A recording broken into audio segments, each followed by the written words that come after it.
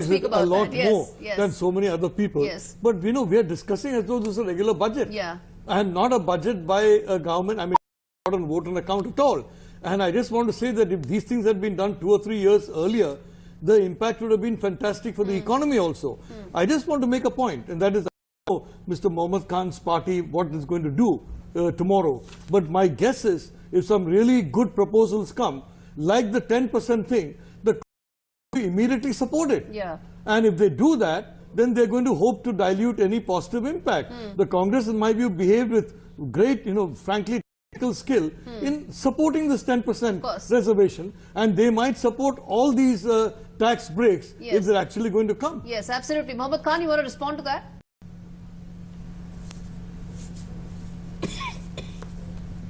Yes, of course, Professor Nalapat. In fact, every year when the finance bill is passed, we of course vote in favor of amendments to the Finance Act and the new Finance Act that is then brought in.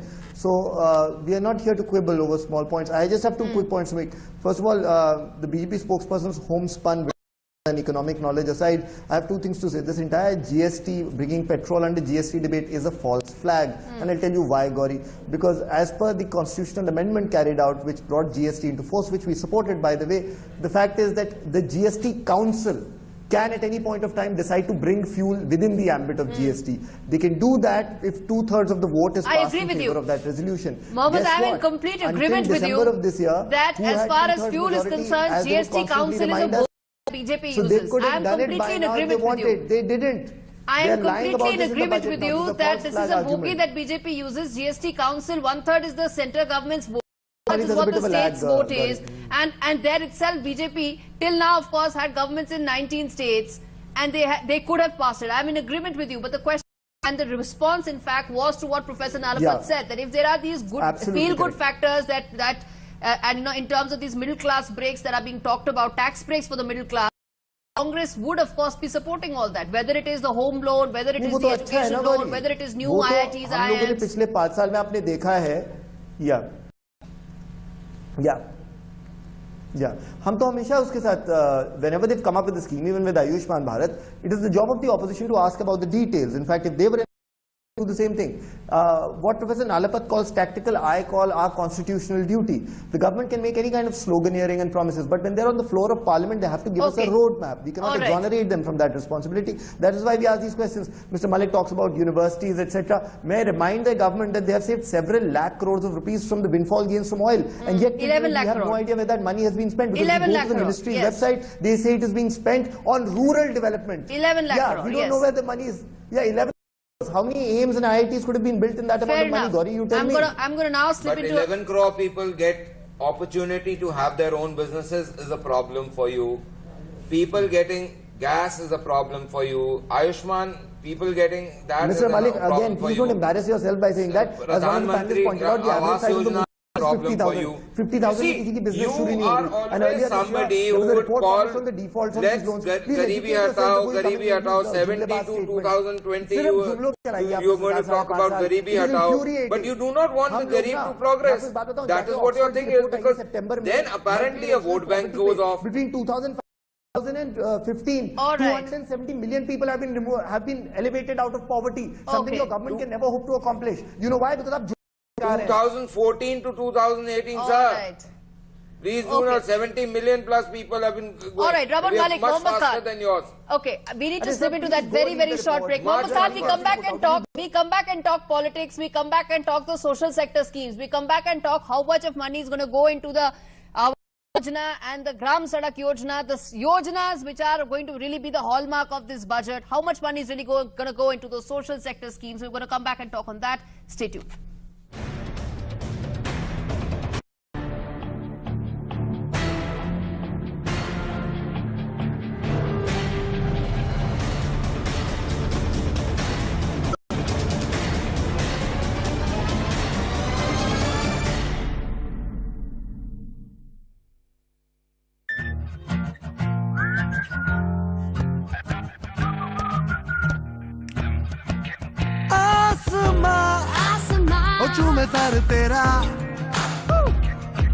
तेरा नूर है सब सबसे बड़ा, तेरा नूर है सबसे बड़ा. Over 60,000 people are enjoying the big move. Join them today. Honda Amaze, the big move.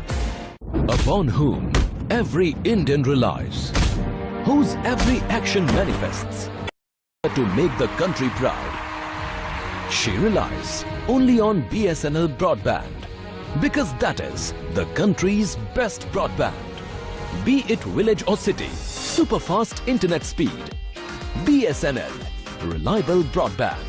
BSNL, unbeatable broadband. Like me, you should get connected with BSNL broadband. ये गुड्डे गुड़ियों का खेल नहीं, शेरनी का पंजा है ये. कहीं तेरा ही टेटवा दाब दे, मत ले पंगा. Dabur Chyawanprash Pro Wrestling League Season 4, co-powered by Amul, Sony 6, Sony 10-3 और Sony Vahpar. Title sponsor, Dabur Chyawanprash, clinically tested double immunity, co-powered by Amul, the taste of India. Associate sponsor, Piccadilly Agro Industries, Dabur Shilajit Gold, Tosh or Shakti. Partner, Air India. Made speed the identity. As distances vanished, it brought a smile to the face. Strong resolve helped overcome every obstacle. With speed, attacked every challenge. The entire world was within my grasp when I found BSNL in the garb of my loved one's affection. BSNL super fast fiber broadband. Like you should get connected with BSNL fiber broadband. तेरी खातर दूध बादाम खा रहा हूँ. गलती से भी दूध पीता बच्चा मत समझ लियो. मतलब पंगा. Dabur Chyawanprash Pro Wrestling League Season 4, co-powered by Amul, Sony 6, Sony 10-3 और Sony Vahpar. Title sponsor, Dabur Chyawanprash, clinically tested double immunity, co-powered by Amul, the taste of India. Associate sponsor, Piccadilly Agro Industries, Dabur Shilajit Gold, Bharpur Josh और Shakti. Partner, Air India. Hospitality partner, Piccadilly Hotels. Multiplex partner, Carnival Cinemas. Healthcare partner, Fortis. Sportswear partner, Teton Sports. Ticketing partner, Paytm Insider. लम्हे छोटे से ये जिंदगी से भरे, इन्हें हाथों में भर ले और जी ले जरा.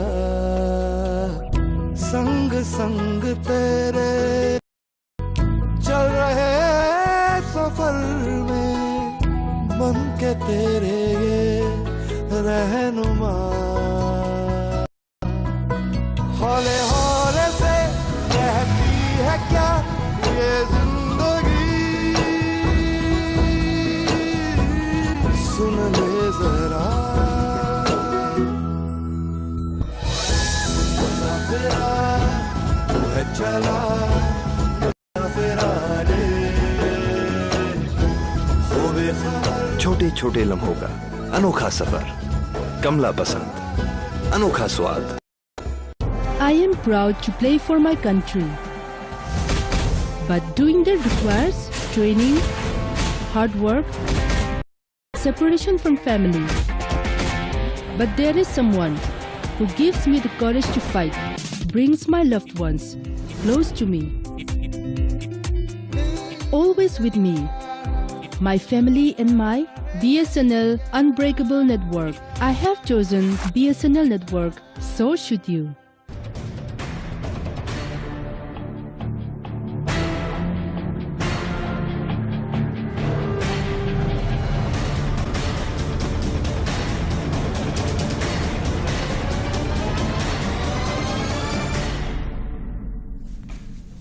Welcome back.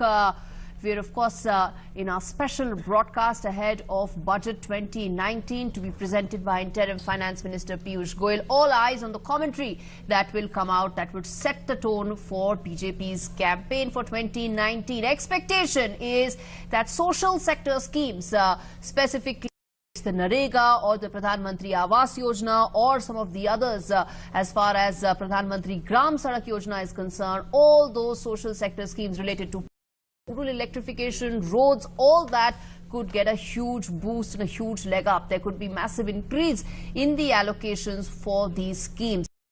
message, as I said, for rural India, where of course BJP did get a jolt after when of course those 3 state election results came up. But those schemes could in fact get a huge increase as far as allocations are concerned. More importantly, let's also move ahead. Many have been saying that this could really be a farm specific budget. It could have some sort of farmer income that could be there, guarantees for farmers. It could be direct benefit transfer for farmers.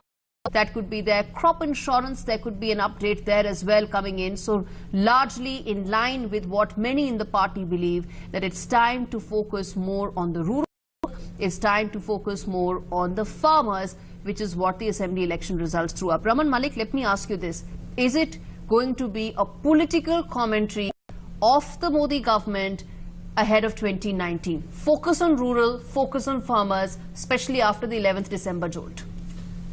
Well, it's going to be a clear speech about what we have done, yes.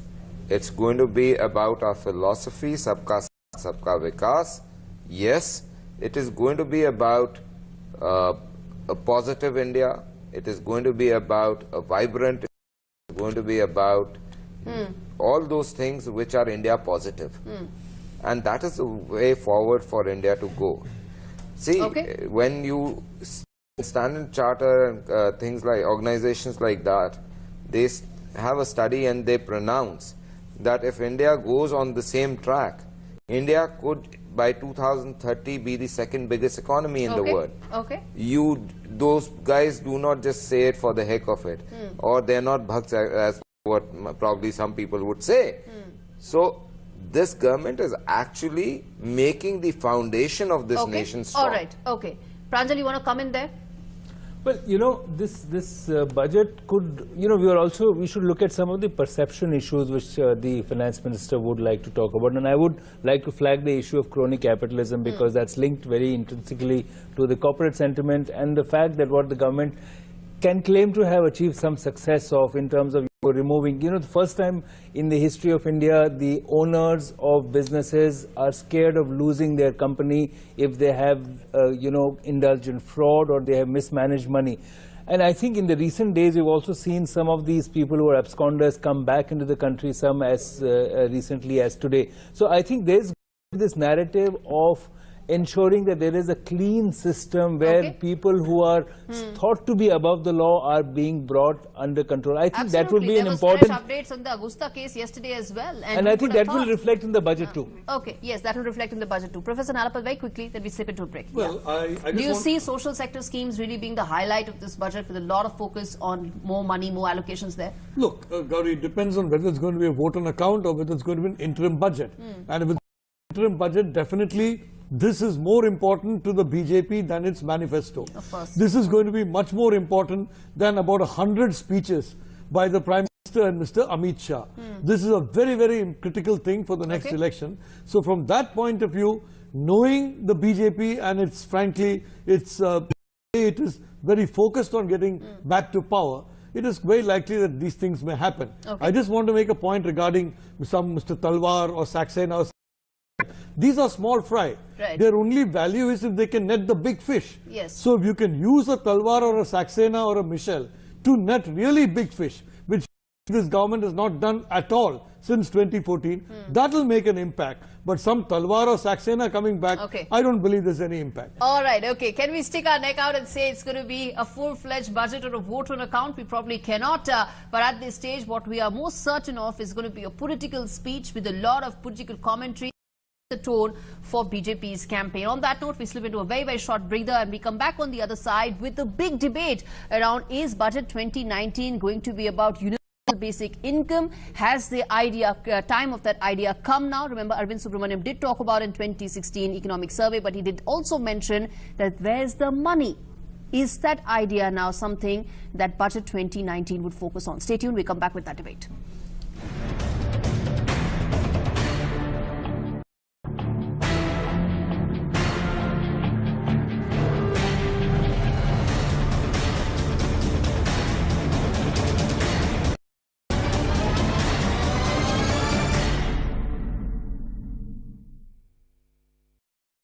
There's a new day coming, A day when our lives become sustainable and dynamic. At Toshiba, we're driven by passion to create energy, to build social infrastructure,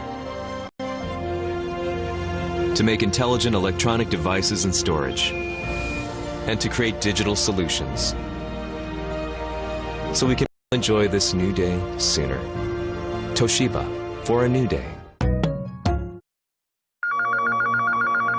phone मिला और मुस्कुरा, phone मिला और मुस्कुरा, कुछ अपनों की सुन, कुछ अपनी सुना, स्माइल को अपनी पहचान बना, BSNL संग मुस्कुरा, फोन मिला और मुस्कुरा, फोन मिला और मुस्कुरा। हमारा पकड़ा छूटता नहीं, हमारा पटका उठता नहीं, मत ले पंगा। Dabur Chyawanprash Pro Wrestling League Season 4, co-powered by Amul, Sony 6, Sony 10.3 और Sony Vahpar. Title sponsor, Dabur Chyawanprash, clinically tested double immunity, co-powered by Amul, the taste of India. Associate sponsor, Agro Industries, Dabur Shilajit Gold, Bharpur Josh और शक्ति. Partner, Air India. Match खत्म? नहीं, मेरा data plan खत्म। GPS बंद हो गया, लगता है नेटवर्क गया। मेरा भी नेटवर्क गायब टीना, है। इसका तो फोन ही डब्बा है। अब कहीं चलकर रास्ता पूछ लेते हैं। कमाल दा मतलब मारता है भाई साहब। मेरे प्रीतो का फोन है। हाँ टाइम ना ला जावांगा है ना भाई। वाह, आपके फोन में कौन सा नेटवर्क है? और की BSNL दे crystal clear voice high speed data. BSNL पूर्ण स्वदेशी network.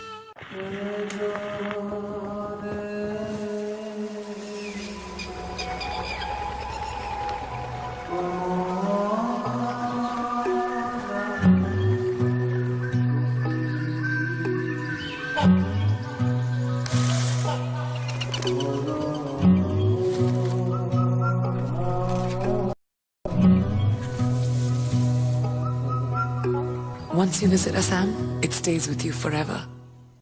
I am proud to play for my country. But doing that requires training, hard work, separation from family. But there is someone who gives me the courage to fight, brings my loved ones close to me. Always with me, my family and my BSNL Unbreakable Network. I have chosen BSNL Network, so should you. ये गुड्डे गुड़ियों का खेल नहीं, शेरनी का पंजा है ये, कहीं तेरा ही टेटवा दाब दे, मत ले पंगा। Dabur Chyawanprash Pro Wrestling League Season 4, co-powered by Amul, Sony 6, Sony 10.3 और Sony Vahpar. Title sponsor, Dabur Chyawanprash, clinically tested double immunity, co-powered by Amul, the taste of India. Associate sponsor, Piccadilly Agro Industries, Dabur Shilajit Gold, Bharpur Josh और शक्ति. Partner, Air India.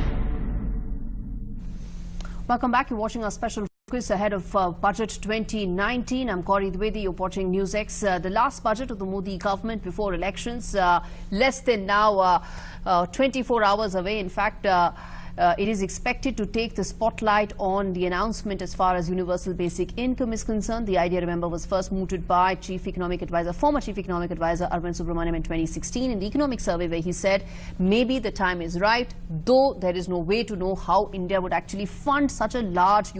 It hasn't been done in any other part of the world. And this has, of course, been contemplated for several years now. And that is, of course, something that earlier this week also pointed out and said that, in fact, made it a poll promise that if the Congress does come to power, then UBI, some form of that, would actually be implemented by Congress. Remains to be seen whether any form of income guarantee scheme would actually be part of Budget 2019. And amidst the political charges and counter charges that have been going on, remains to be seen whether or not a poverty alleviation scheme can come about in the budget, and more importantly, can the government find a way to fund it? That is the big question. But let's first tell our viewers what exactly is a universal basic income scheme. The universal basic income entails income guarantee to all the unemployed poor. It is modeled on the American Social Security schemes. The UBI would guarantee monthly income which would be paid directly by the government. The families availing the scheme would have to prove no other source of income, and there would be a monthly transfer directly to the person's bank account.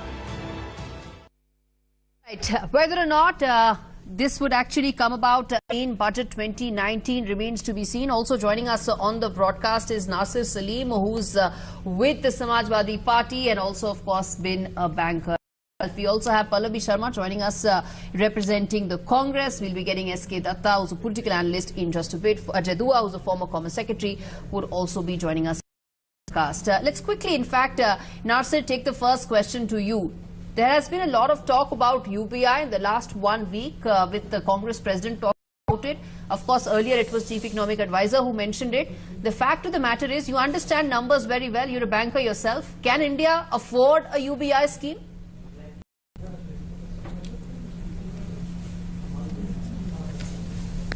Gauri, I personally feel, as far as, UBI is concerned, it's a push strategy that is being adopted basically for political gains at the moment. It's a good far-fetched idea and thought, but, looking at where we are in terms of fiscal, and it's more important in today's scenario because, we are getting into a situation of competitive populism at the cost of our fiscal prudence. And I think that is something which needs to be questioned, number one.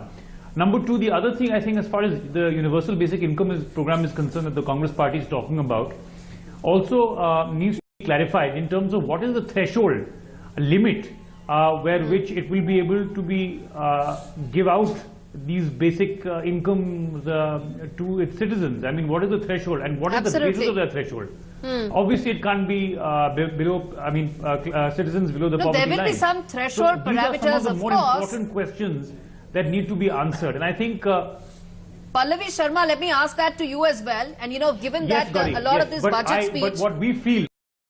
Okay, finish your point, Nasir. Finish your point, yes.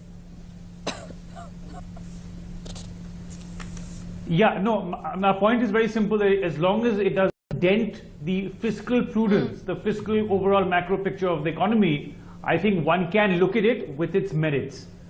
But that is paramount. Okay. All right, okay. Given that this budget is going to be a lot of political commentary, it's only fair that we also talk about the politics of this budget. Pallavi Sharma, पैसे कहाँ से आएंगे इस budget, इस universal basic income के?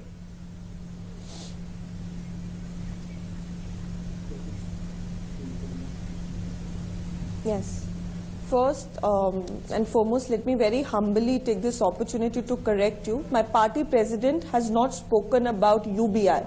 He's spoken about minimum wage, minimum basic income, which is MBI, which is different from UBI. So UBI states that every individual, including me, including you, including the Ambanis and Adanis, will be liable to a stipulated sum that will be decided by the government. Whereas the minimum basic income that my party president is talking about and the Congress party speaks about, then your party president must have also done the back of the envelope calculations. Who are living below the threshold then of poverty line. Must have also done the back of the envelope calculations. Allow me to finish. Allow me to finish. I'll come to that. I got your question. Yes, I got your question. I'll come to that. Please allow me to finish. Please allow me to finish. Please allow me to finish. I've got your question. Right. So we are targeting the poorest of the poor. Now, if you remember, in 1617, there was an economic survey done. Mr. Arvind Subramaniam headed that economic survey, and he said that 7620 per annum, which is 7,620 rupees per annum, can be given to 70% of the population. He said that there was a survey that was done. Now, we are not targeting that 75% of the population.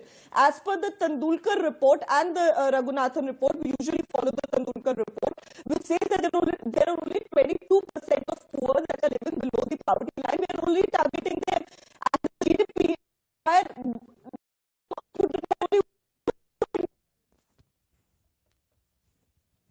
Let's ask this to Ajay Dua as well. Ajay Dua, former Commerce Secretary, joining us on the broadcast. Mr. Dua, everybody likes an income guarantee scheme because it's a great poll promise. But how do you fund it?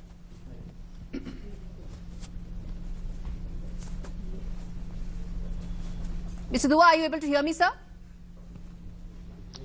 Yes, I can hear you. Thank you. I'm saying, sir, everybody likes an income guarantee scheme. It's the best feel-good factor that any politician can possibly give. But how do you fund it? Absolutely. Is that a question to me? Yes, sir.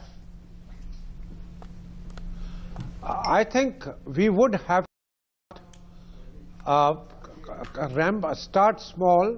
That means keep the threshold limit of people who are entitled to it at a low level. And secondly, start by giving some amount of, call it an income, an allowance, dole, whatever you like, but cannot be, given our financial position and given our priorities, it cannot be a scheme which covers a very large population or a population which or the beneficiary cannot expect to start with large sums of account. When I say this, I have in mind that up to about 1% of GDP, up to 1% of GDP we are spending on this scheme, probably funds can be found for it by looking at the 1,000-odd centrally sponsored schemes, clubbing some of them, and the old ones which have not really been getting the benefit, targeting the benefit, scrapping them, and as one acquires the experience, then ramp it up, and at the same time take out more and more of schemes which are serving similar purpose and which were targeted to a particular service.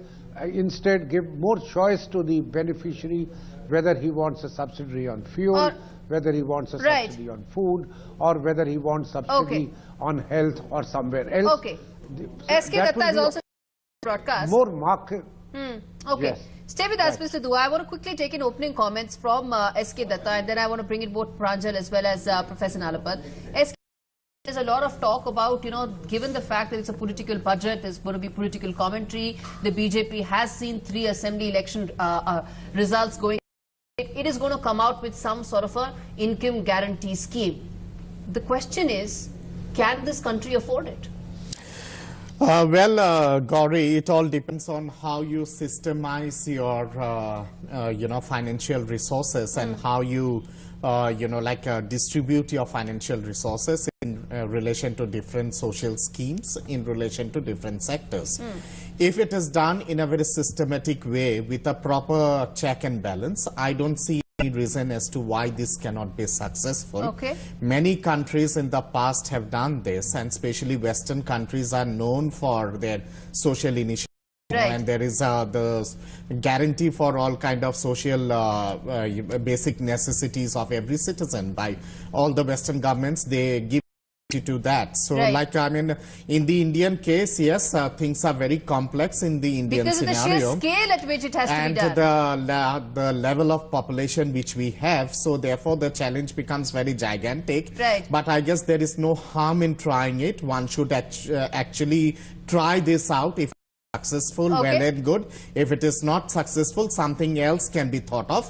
But in the context of India, if I look into the whole thing, taking into cognizance the total population of the country, I would say that around 1 to 1.5% of the GDP would actually be needed for, making this scheme. And that means somebody needs to fund it, right? We have to find ways to fund it. Quickly, Raman Malik, then I want to get in both Pranjal as well as Professor Nalapad. Since the Congress panelist said, the minimum income guarantee. Now you must understand what are they focusing and what is the political idea behind it. They call it a UBI or a minimum guarantee. But the fact is that they are only referring to those people who are extremely poor, and extremely poor are those who in the rural areas are earning 32 rupees a day, right, or 47 or 42 rupees, something like that, in the urban areas, and that is the population they want to cater. Okay. But whereas I also shared with you the data which said that the quantum of those people have reduced to something like 15 million or so, maybe, or maybe a little lower than that also. Okay. So now the point is that it is being sold as a dream.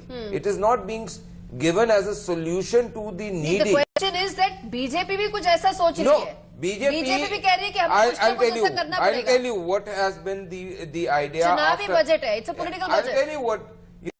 In the papers of the manifesto of Rajasthan election, Vasundhara ji had written something like this in that manifesto, which clearly stated that to uplift these people have a life of disparity, and that difference between the extremely poor and the poor has to finish. Okay. And that is the liability of the state to give quality life. All right. So we have done certain things, we need to do more. Okay, Professor Nalapat, yes.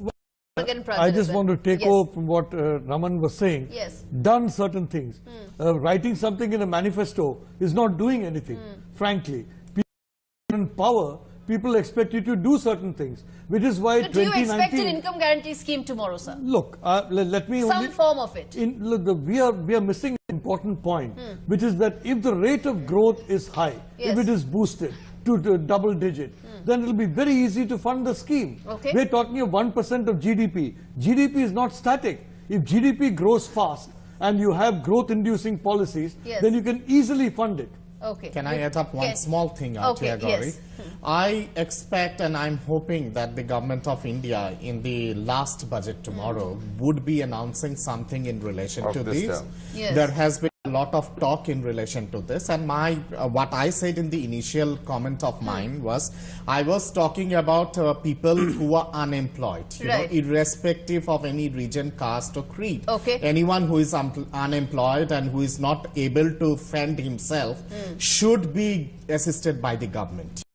And it is the social responsibility of any government to take care of those people who cannot, survive on their own.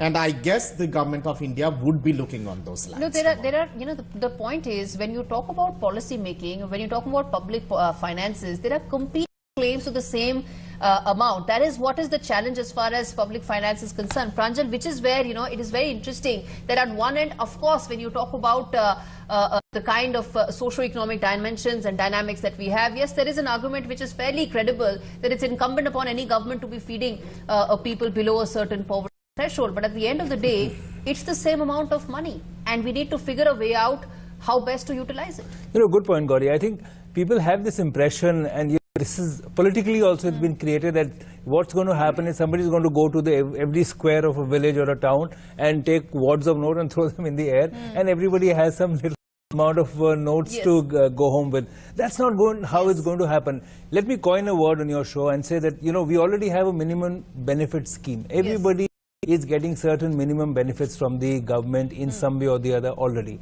Now, if you're talking about minimum income, we've had this system of direct benefit transfer under UPA 2, and this has now morphed and matured into something called the Jan Dhan scheme, which has now about 340 million accounts, but a lot of them I think the question partly is about the finance, but I would say a larger and more important issue is how are you going to make sure that people get it? It's one thing for me to promise you 10 rupees a day, but another thing for me to actually receive that. So I think where we falter right now is that the system is not robust enough for a minimum income guarantee or a universal basic income to actually go through the pipelines to ensure. I think that's where the real challenge is in not just in promises. Okay, Nasir, you want to comment? Then I'll get to you, sir, as well. Yes, Nasir.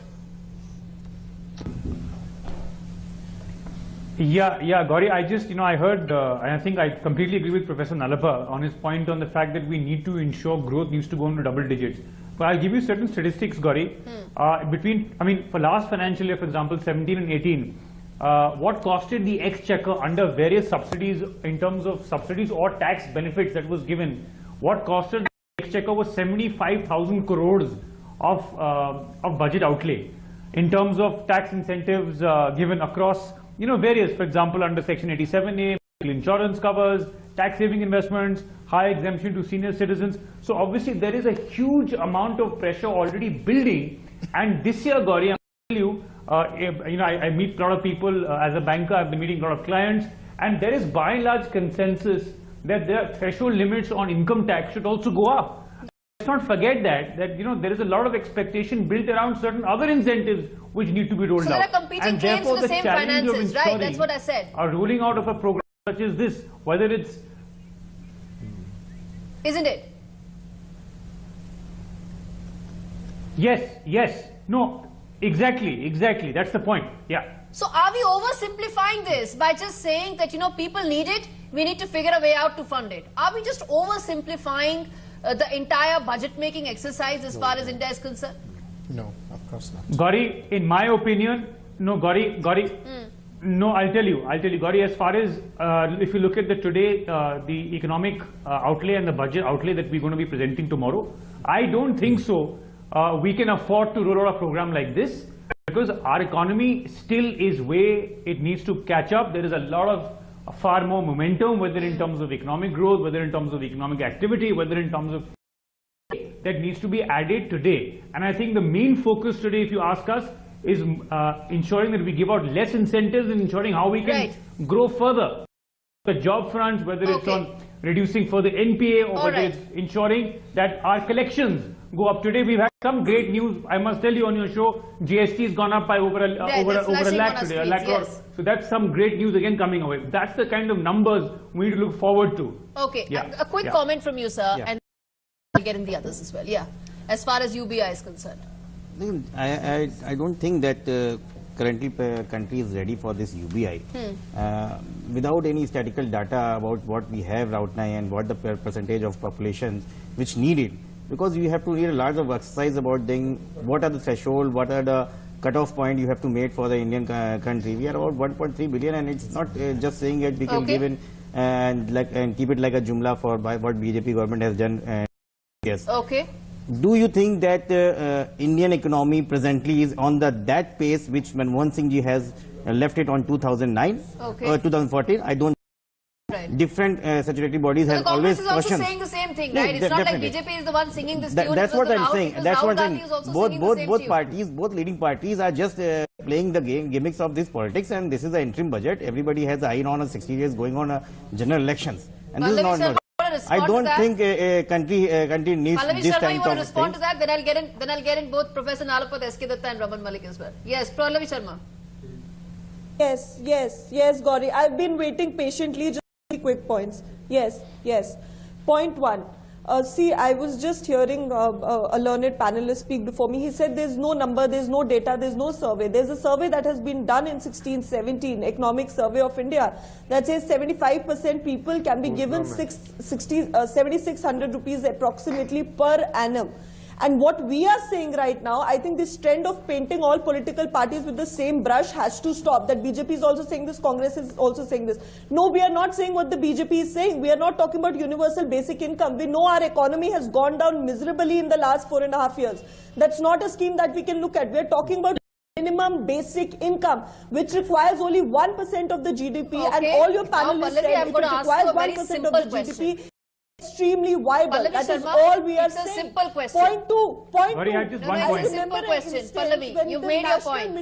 You made your point. In Tamil Nadu, and I have a simple question. Saying Tamil Nadu is going to go bankrupt. Pallavi Sharma, Today we know midday meal scheme has become a national scheme. No, listen to me. So let's not jump to conclusions. No, let's not jump to conclusions. Let me ask you this question. A universal basic income will have thresholds. You can thresholds that are there will be more than one, there will be many, and that's of course how beneficiaries will be decided and weeded out. When you talk about a minimum income guarantee, it has to be given to all. So what is the kind of basic calculation here? No. How is it going to happen? That is where you're wrong. That is where you're wrong. Let me correct you. Gauri, I think there is some confusion. Yes, let me correct this basic exception. You're wrong there. Okay, let's get an Ajay Dua here. Let's get an Ajay Dua here, then I'll cut panelists here as well. Yeah, Ajay Dua. Even the Ambanis and Adanis will get a basic minimum income, but that is not what the minimum basic income says. Let's allow others to also speak. You made your point. You made a political point. Let's get it. You made your political point. Gauri, I think... No, Gauri, I'm I not think making there a is a political point. mix-up. I'm clearing the basic UBI is for everybody. Minimum income guarantee has to be given how? The UBI is for everybody. Okay. Universal basic income, minimum basic irrespective of what income you have. So all the 1.3 billion people is the kind of become stuff that eligible. you can expect tomorrow? Is that what you're saying? No, I'm saying no. I don't think either of the two things is going to happen tomorrow. It has now, we are pushing into competitive populism. Both sides know that it is not possible to cover a large population, leave alone UBI, even a minimum income guarantee for all the poor people. Is this competitive populism? People should be allowed to put yes, food it is on not the a table good at least thing. before they go. Need it. Is this competitive populism? No, Gauri, I'm not denying. I'm not denying that there is need for it, but we cannot afford. I'm sure the panelists completely. All that I'm saying. Completely on the same page. Gauri, We need it. do you mind if I make a simple point? Basic income means if my income is 1,000 rupees below that, I get 1,000 rupees to reach that level. Okay. If my income is 6,000 rupees below that, I get 6,000 rupees to reach that level. It doesn't mean everybody. It's not a flat rate. It's a, frankly, you have to ensure that people get enough for them to reach that particular income. Second point I want to make. Supposing you are a poor person, you have so many opportunities to help the country, which you are missing because you are poor. Now, the fact is, 1% of the population in India has more than 50% of the entire wealth of the country. Now, the bottom 20 or 30%, they just don't have the resources to produce enough to be productive. You have to give them the resources and they will then be productive. Okay, yes, very quickly. Then I'll get Raman Malik on comparative populism. See, Gauri, if we really have to fulfill this... I'll come to you, sir. I'll give you 30 seconds, sir. I'll give you 30 seconds, very quickly. If we really have to fulfill the dream of sustainable development and inclusive growth, and economic, economic benefits to the last man, in the last ladder of the country, we have to think on those lines. Why did you not think of this in 2014? Just why is the 2019 just give me 10 seconds more, 10 seconds, just 10 seconds. Okay, 10 seconds, yes. Like there is so much of disparity when it question of income generation of individuals. Right. On one side, we have a percentage of population whose annual income is in thousands. And on the other side, we have people who don't even have the, basic amenities to have food per meal, So those who are such huge incomes, tax them in a different way. The tax rate that's needs how to revenue be generation will happen. So that revenue generation can happen, and that might be, it can be diversified and it can be utilized in all these schemes. All right, Ajay Dua, I'll give you that 30 seconds, sir, as I promised. But Raman Malik, the question that comes to mind, this is an idea that India needs. Why not implement it before the vote on account? See, couple of things you must understand. This government, from the very inception, the Prime Minister said that we are committed to the poor of this country. And the work that this has done has actually, poverty elevation has been a mission and has been mission in progress with work and standards being attained. It is not just a 70s onwards till 2000. No, please, let me finish. हम vote on account पे क्यों बात करें? Why are we talking about this on vote on account? Why not in the budget? In the last we are well in our domains to announce whatever we think is necessary. Pallavi, I'll answer to you. Don't worry. Let's not make it. Pallavi, I'll come to you. No tutu meme, please. Let's not make it a tutu meme debate. So, give a specific number, sir. I will give you a number. Yes. I have to also slip into a break. Very quickly, Raman Malik, okay. I want to give those I'll give you a number. I'll give you a number which you will like, and after that you will speak a lot. Okay.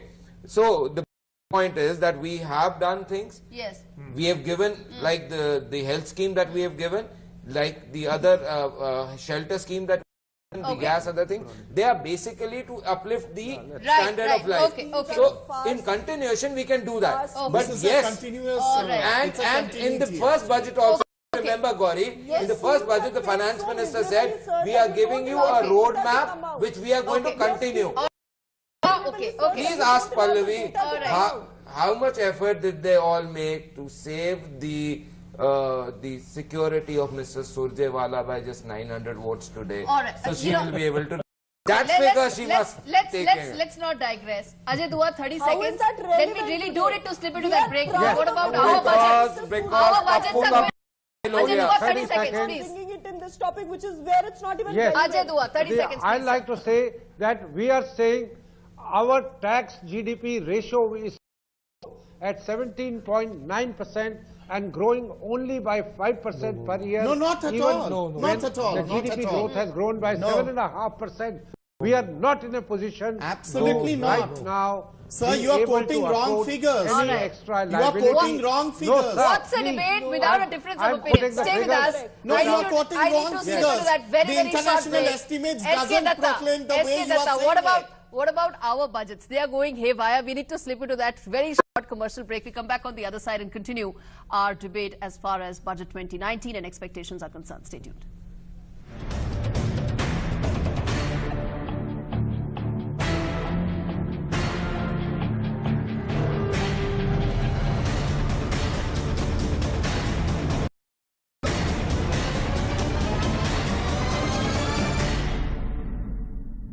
This program is associated with all-new Honda Amaze.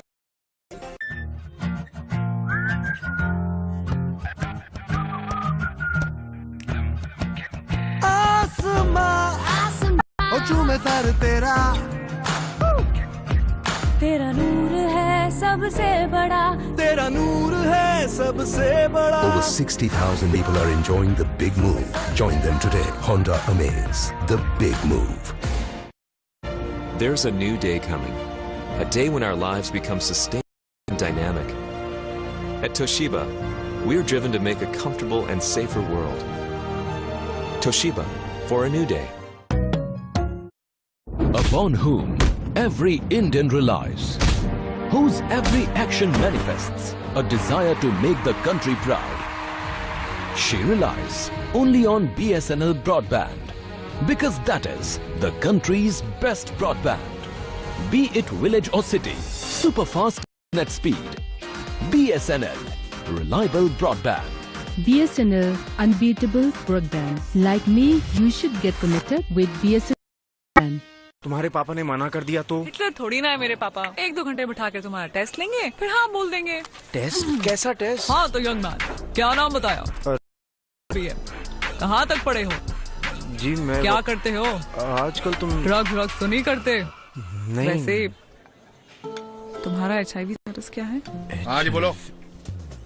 HIV के लक्षण दिखने में कई साल लग सकते हैं। अगर आपने कभी भी असुरक्षित यौन संबंध रखा हो या संक्रमित सुई का किया हो तो नजदीकी ICTC क्लिनिक में HIV की जांच जरूर करवाएं। सरकारी अस्पताल में HIV की जांच और इलाज गुप्त और मुफ्त। HIV से बचाओ, लाइफ का असली इम्तिहान।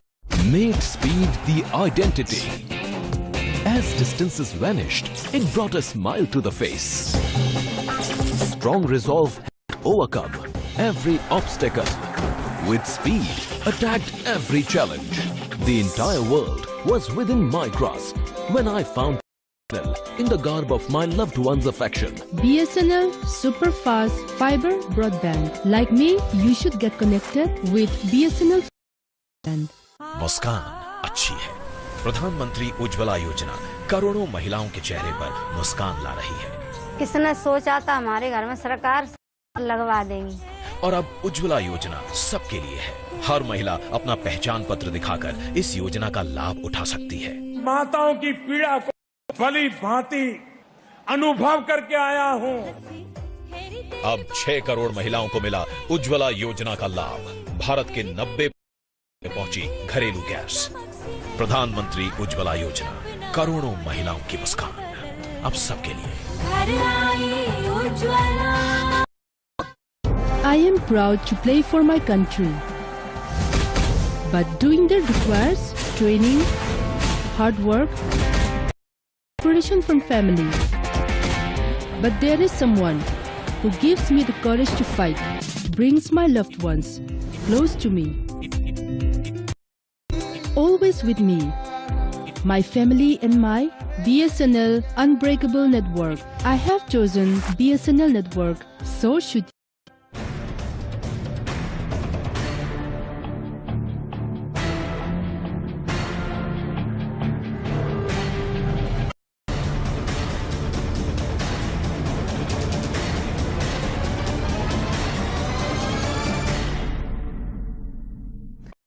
You're watching a special broadcast ahead of Budget 2019 with NewsX. I'm Gauri Dwivedi. Now, as 2019 Lok Sabha elections are almost around the corner, NDA is, of course, leaving no opportunity to reiterate its achievements that it has made as far as the last 4.5 years is concerned, which is what many believe the budget is likely to focus on as well. Remember, Prime Minister Modi, not so long back, at the Pravasi Bharati Divas event, did also claim that his government has managed to really curb as far as money going for these government policies is concerned, and has managed to succeed in giving around 5.7 lakh crore rupees as far as direct benefits is concerned. He also did mention that very famous comment made by Rajiv Gandhi 30 years ago, when he said that unlike the Congress, where it managed to only 15% of the money to the intended beneficiaries, this time around BJP is ensuring that all money does go to the intended beneficiaries, making us ask the big question: is the commentary going to be around these direct benefit schemes tomorrow? Will there be more money going into these direct benefit schemes? And of course, the political impact. First up, let's listen in to what exactly Prime Minister Modi said when he made that comment a few days back. हमने technology का इस्तेमाल इस 85% की लूट को 100% खत्म कर दिया है।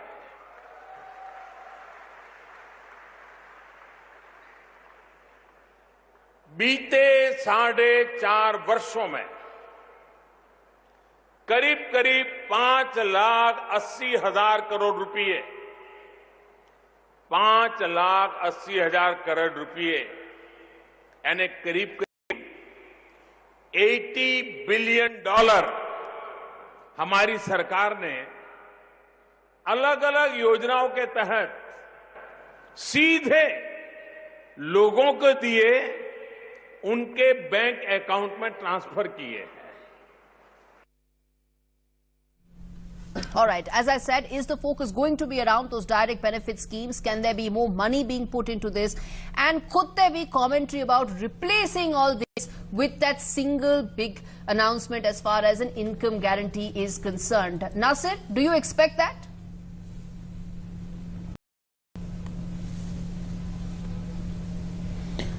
Gauri, I personally feel, as far as ruling out the basic income program is concerned, as of now, there will be not much of say. But what I personally feel is that there will definitely be a lot of push on certain other ambits that the government can offer. For example, more from a consumer perspective, I personally feel that they will they will have some changes in the form of dividend on taxation.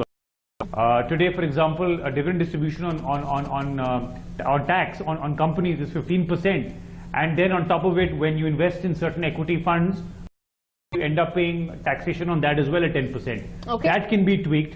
I think there is an option where what is expected also is tax deduction for home insurance, for example. Okay. That's something which has not been covered under the 80C benefit, but we see that the government the budget can talk about benefit. Okay. Then there is also talking about increasing wider usage and section of under 80C. Nasir, we will talk about those specific provisions and those specific areas at 8 o'clock, when we will be talking about, this is a campaign that we have been talking about at NewsX, is how, middle class needs larger say as far as the budget is concerned. We'll talk about that at 8 o'clock. But specifically right now, I want to ask you this, Nasir, that the DBT scheme that, this government has focused on the last couple of years, and, some of those comments that have come in from the government in the past about how ghost beneficiaries have been plugged out, how leakages have been completely plugged. Do you see that really to be one of the big highlights of the budget? Do you see more money actually going into these schemes, given that they actually touch the electorate ahead of an election year, could be very crucial?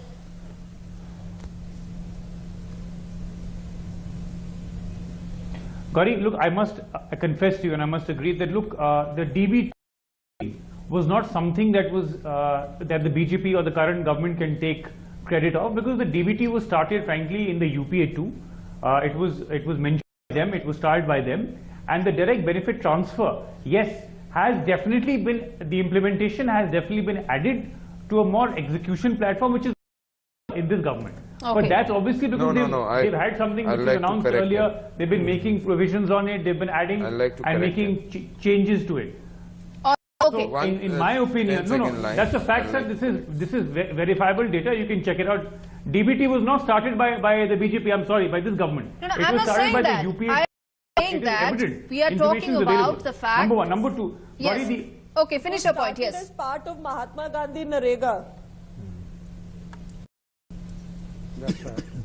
Which was originally launched yes, by absolutely. Absolutely. And the point is, as far as the DBT is concerned, still a lot of action that needs to take place, Gauri. There is still a lot of beneficiaries today where they are not getting the actual subsidies. Yes, or the actual, you're saying it's a work in progress. They're not getting credits of it. So that's something Raman Malik, I'll give you a chance. I'll give you a chance. But let me quickly. Just 5 seconds. Okay, all right. But okay. it obviously I just want to correct my dear friend that had this government not gone after creating a bank account which is linked and digitalized for every individual, did not get in BEAM apps and other things, this DBT and the exact benefit of DBT would not have been enjoyed by the poor of this country. That is what they need to understand. 33 crore accounts have been added. Okay. And what have the entire 70 years given, we know that. Okay, all right. Pranjal, let me ask you this. You know, it's an election year, and when you talk about DBT schemes, they actually reach out to the electorate. That's the connection that these DBT schemes make. It is so crucial in an election year, which is why the question that do you think allocations there would be that much more important? You know, I think Jan Dhan Yojana, which is what is DBT is the functional name for it, but Jan Dhan Yojana, as it is known, is actually an excellent structure for the government to give direct subsidies to people instead of indirect subsidies. So it goes directly into the hands of the person who needs it most. The system in terms of concept is excellent. In terms of its practice, it is still a bit wobbly. I think it still needs to be strengthened. I think the work so far in terms of expanding the base has been excellent. But you know, there's still a lot of dormancy in that. So there's 70 to 80% dormancy where accounts have been opened, but people are still not comfortable about using this. Because remember, these are the people who have never seen a check. They have been hiding their money, or they save their money under their beds. They dig a hole in their hut and then put their money over there. So this is a population who doesn't know what with the cash that they have in their hand. And now we have a system which say that we will give you money directly through your bank account. It's going to be a conceptual issue. It will take some time to warm up to. But the government of the day, whichever government it is, can definitely use this structure to give direct subsidies without leakages. And I think that's a very important point. Previous systems had tremendous leakages. There was no way to know whether the person was genuine or not. But with biometric identification, I don't hesitate to say it is far more robust system. You want to come in there, sir? No, I just want to point out that Gauri, technology is really very important in making a system more honest. Narasimha Rao and Rajiv Gandhi, if you remember, regarding telephone, regarding booking of rail, they did a lot. Unfortunately, Manmohan Singh did not. But this government certainly, the Prime Minister Modi is paying a lot of attention to technology. I just want to point out one problem. Now, it's not just a question of direct benefit. It's also withdrawing many of the benefits of so many of the subsidies. Because, for example, fertilizer subsidy. You know, mostly very rich people get the benefit of that. Look at the loan waiver. A few states and rich farmers almost all the benefits of loan waiver. So we need to not only give direct benefit transfer, but also withdraw benefits from many upper class, lower income people in the rural sector who are getting subsidies that they don't really need. Could you see that coming in the budget? Could you see that coming tomorrow? I guess there would be a proper line of thought in relation to that, and I would definitely say that there would be a roadmap in relation to that. A question might arise as to why are you doing this at the last time, when you are at the 11th hour, why during the vote on account? See, the constitution of this country is very clear that it's not necessary that always it has to be a vote on account. Okay. It can be a full-fledged budget also. It depends on the discretion of the government of what it thinks is the best. Tradition is that generally the outgoing government has followed the tradition of vote on account. It's not a must. It can be a full-fledged budget also. And I understand, as far as my information goes, tomorrow's budget is going to be a full-fledged budget. Taking into account the coming whole financial year. Right. And there would be a clear more roadmap in relation to this. And I agree with what Professor Saab has said. People who have been enjoying benefits because of their political strings, they are the ones who needs to be penalized now. Okay, very quickly, sir. Then I just want to say, Gauri, that tomorrow, if it's a full budget, and there are very attractive proposals, and the Congress party and other parties block, it's going to be a goal by the Congress party and other parties. Of course. Yes, you had a point to make, sir. Yeah, I just want to say that though they have said that it's a full-fledged budget, but definitely who audit this Modi government? Okay. Now this is a time when government of India has to give the report card, and they are not giving the report card every time. They are hiding the statistical data. They are hiding sources. Citizens of India want to know what you have done for us in last 4.5 years. They are talking of poor people. Stop taking of the finances that will happen. That is part of the budget. They are talking for poor people, and I want to say that Gini coefficient Tom has given, a quick break. and the inequality in on the India show. is I on return on the the other side. Quick break. I return on the other side. Stay tuned. Account of what the government.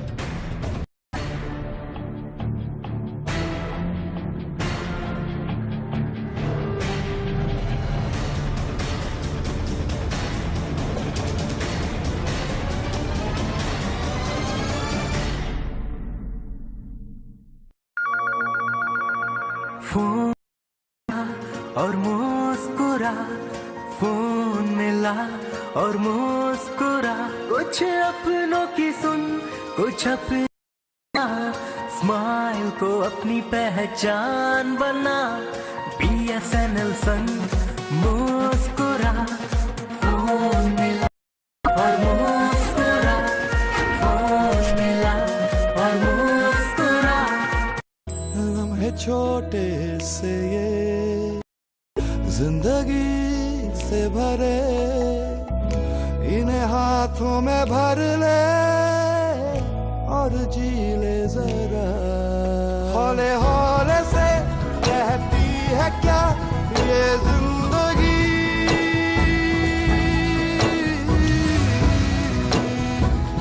सुन ले जरा। मुसाफिरा है चला, मुसाफिरा रे। छोटे छोटे लम्हों का अनोखा सफर, कमला पसंद, अनोखा स्वाद। मैच खत्म? नहीं, मेरा डेटा प्लान खत्म। GPS बंद हो गया, लगता है नेटवर्क गया। मेरा भी नेटवर्क गायब टीना, है। इसका तो फोन ही डब्बा है। अब कहीं चलकर रास्ता पूछ लेते हैं। कमाल का मतलब मारता है भाई साहब। मेरे प्रीतों का फोन फाइनल आ जाऊंगा है ना भाई। वाह, आपके फोन में कौन सा नेटवर्क है? BSNL और की BSNL दे crystal clear voice high speed data. BSNL पूर्ण स्वदेशी network. Sorry, due to severe head injury and heavy bleeding, we were unable to save your son's life.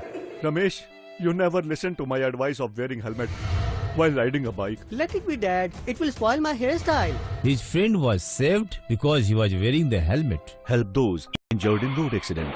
For assistance, call police and ambulance. Stop bleeding by applying direct pressure with a clean cloth. Use some hard and flat object to provide support to the spine, hands and legs of the injured. Be careful on the road while you drive. If you see an accident, save a precious life. Upon whom every Indian relies.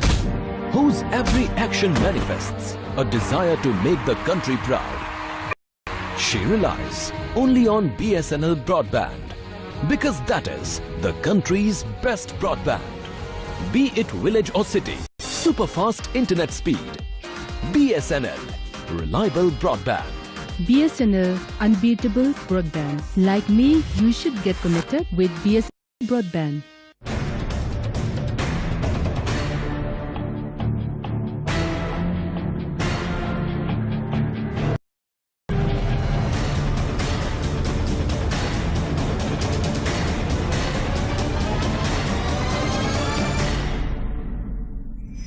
Welcome back. You're watching our big debate, countdown to budget 2019. Interim Finance Minister Piyush Goyal would be presenting the last budget of this government tomorrow morning at 11 o'clock, and all eyes on the commentary that will come out from there. Before slipping into that very quick break, Pranjal, we asked that question as to, time and again, there has been a lot of commentary by this government as to how it has made a lot of efforts as far as DBT scheme is concerned. And I come back and ask the same question to you, that do you think this could really be replaced with that big income guarantee scheme tomorrow, given that there's been a lot of noise around it, given that Congress has also been talking about it for the last couple of days? Well, now that Rahul Gandhi that they will have a minimum income guarantee scheme, there's nothing to stop Prime Minister Narendra Modi to actually implement it right away. And if he does it, people won't remember who said it. It doesn't really matter who said it. It's really who gave it to you first. And I think that's what people are going to remember. I think the systems, as I was saying earlier, are perhaps not as robust as they should be in terms of giving benefits to the poorest people through the electronic transfer, through their accounts.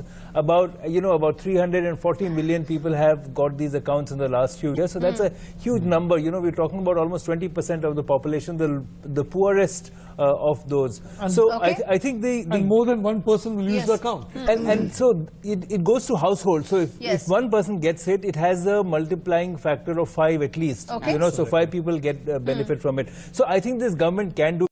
The real issue which Professor Nalpat also referred to earlier is targeted benefits, which means that, again, don't throw money in the air and whoever grabs it takes it, and that's what's been happening in terms of subsidies. The strongest and the richest and those who have the longest hands could got it.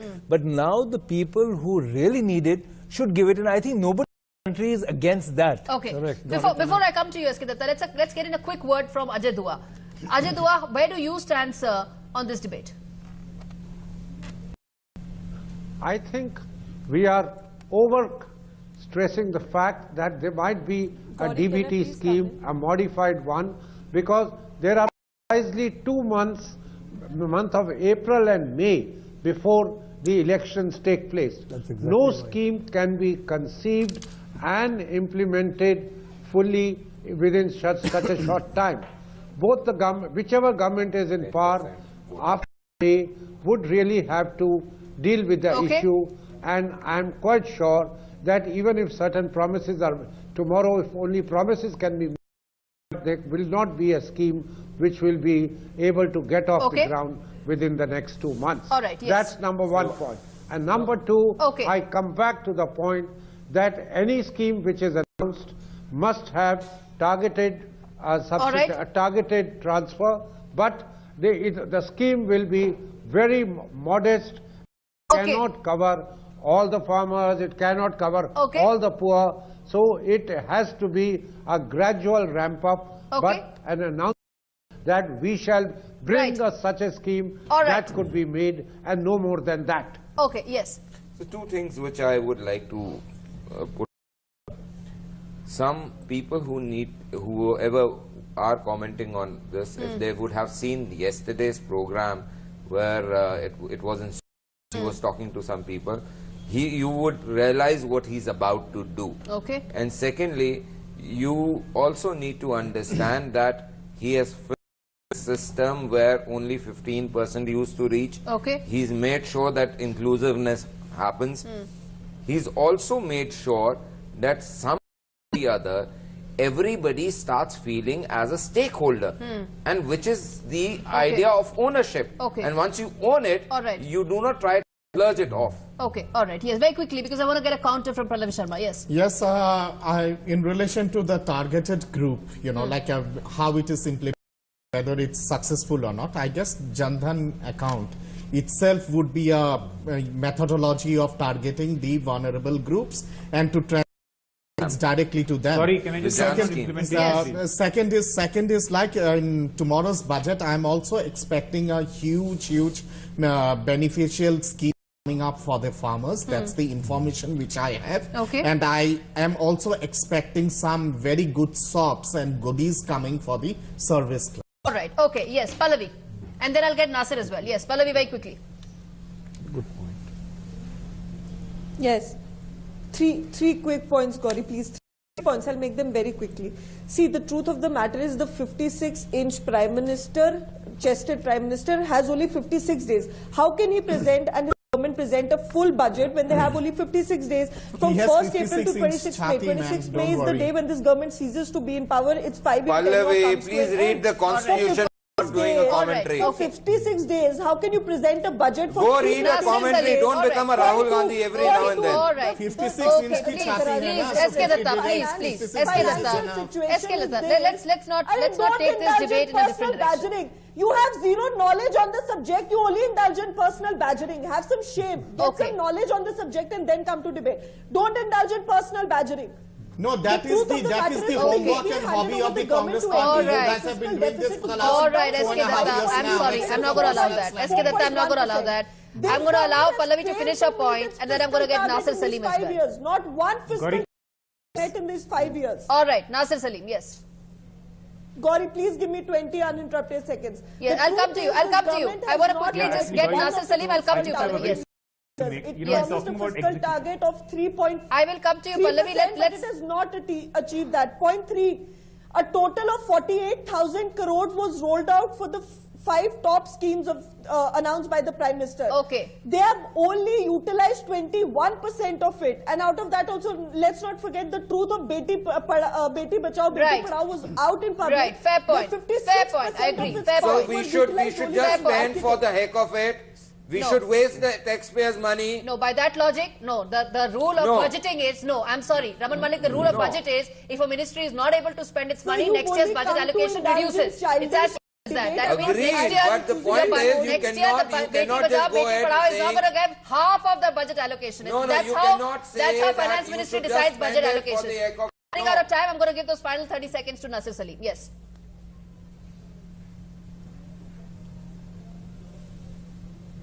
No, Gauri, we were talking about execution of some of these subsidies, and I must tell you, and I want to remind all the panelists here, that while I'm today appearing as a banker, but the Samajwadi pension scheme, which even the apex court praised, I must tell you, Supreme Court said, was done very effectively. So if you have the right intention of doing it, like when during the Akhilesh Yadav-led government, in the previous 5 years that the UP rule we had, the Samajwadi ensured that effectively more than 55 lakh women got pensions under the Samajwadi pension scheme. Okay. So the point is, if you have good intention, you can execute. The challenge remains with the current government is that they have great intention, but they always fail execution. That is the biggest challenge. Okay, all right, okay. On that note, I do need to slip into that very, very short breather. We come back on the other side and talk about the Aam Aadmi, the middle class, the people who are watching this broadcast right now. We pay our taxes. We even pay through our nose when it comes to those sky-high fuel bills. What is it that we get in return, and what is it that we can expect in that budget that starts tomorrow morning at 11 o'clock? Stay tuned. We come back with that discussion.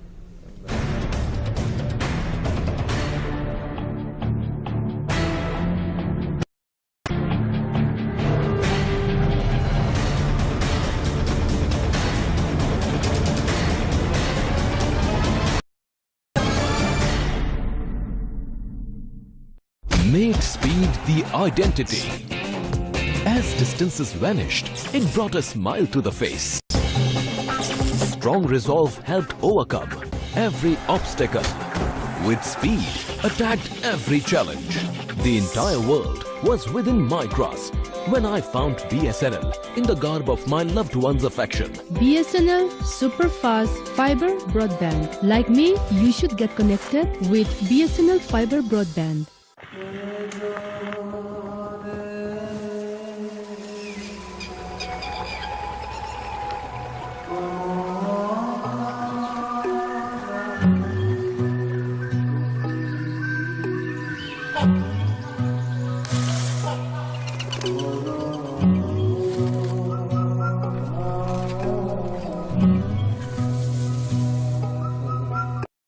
Once you visit Assam, it stays with you forever. I am proud to play for my country.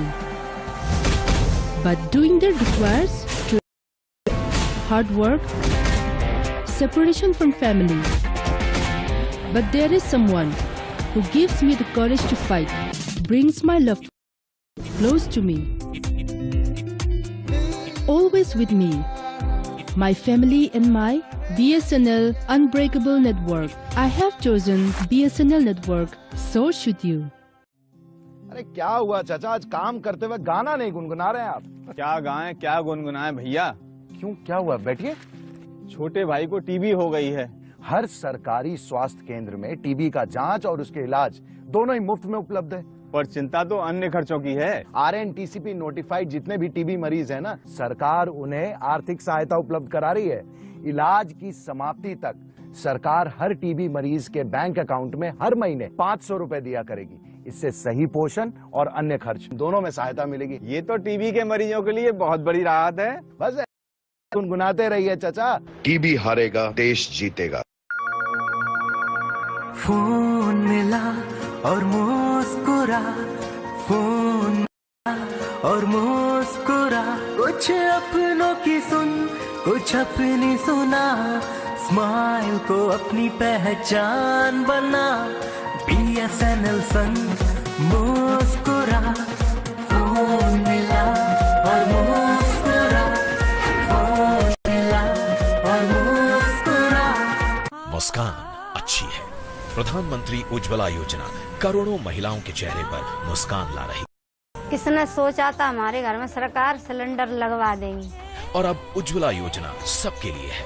हर महिला अपना पहचान पत्र दिखाकर इस योजना का लाभ उठा। माताओं की पीड़ा को भली भांति अनुभव करके आया हूँ। अब 6 करोड़ महिलाओं को मिला उज्ज्वला योजना का लाभ। भारत के 90% घरों में पहुंची घरेलू गैस। प्रधानमंत्री उज्ज्वला योजना, करोड़ों महिलाओं की मुस्कान, अब सबके लिए।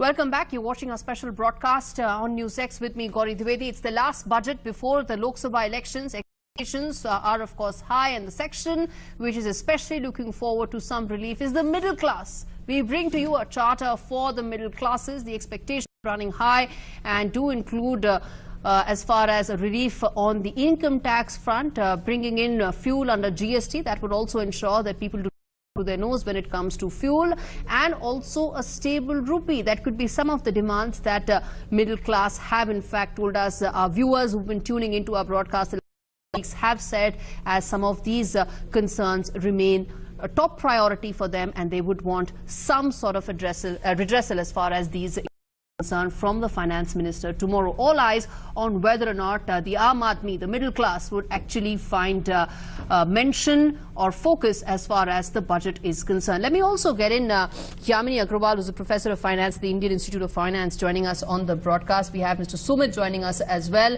and Ravi Jain is back. We also have the political representatives of the BJP and Congress. And let me begin with you, Ravi Jain. You're the tax expert on the panel.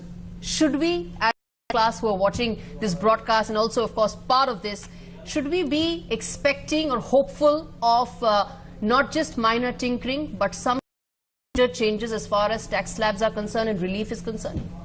So as far as tax slab relief is concerned, Gauri, I think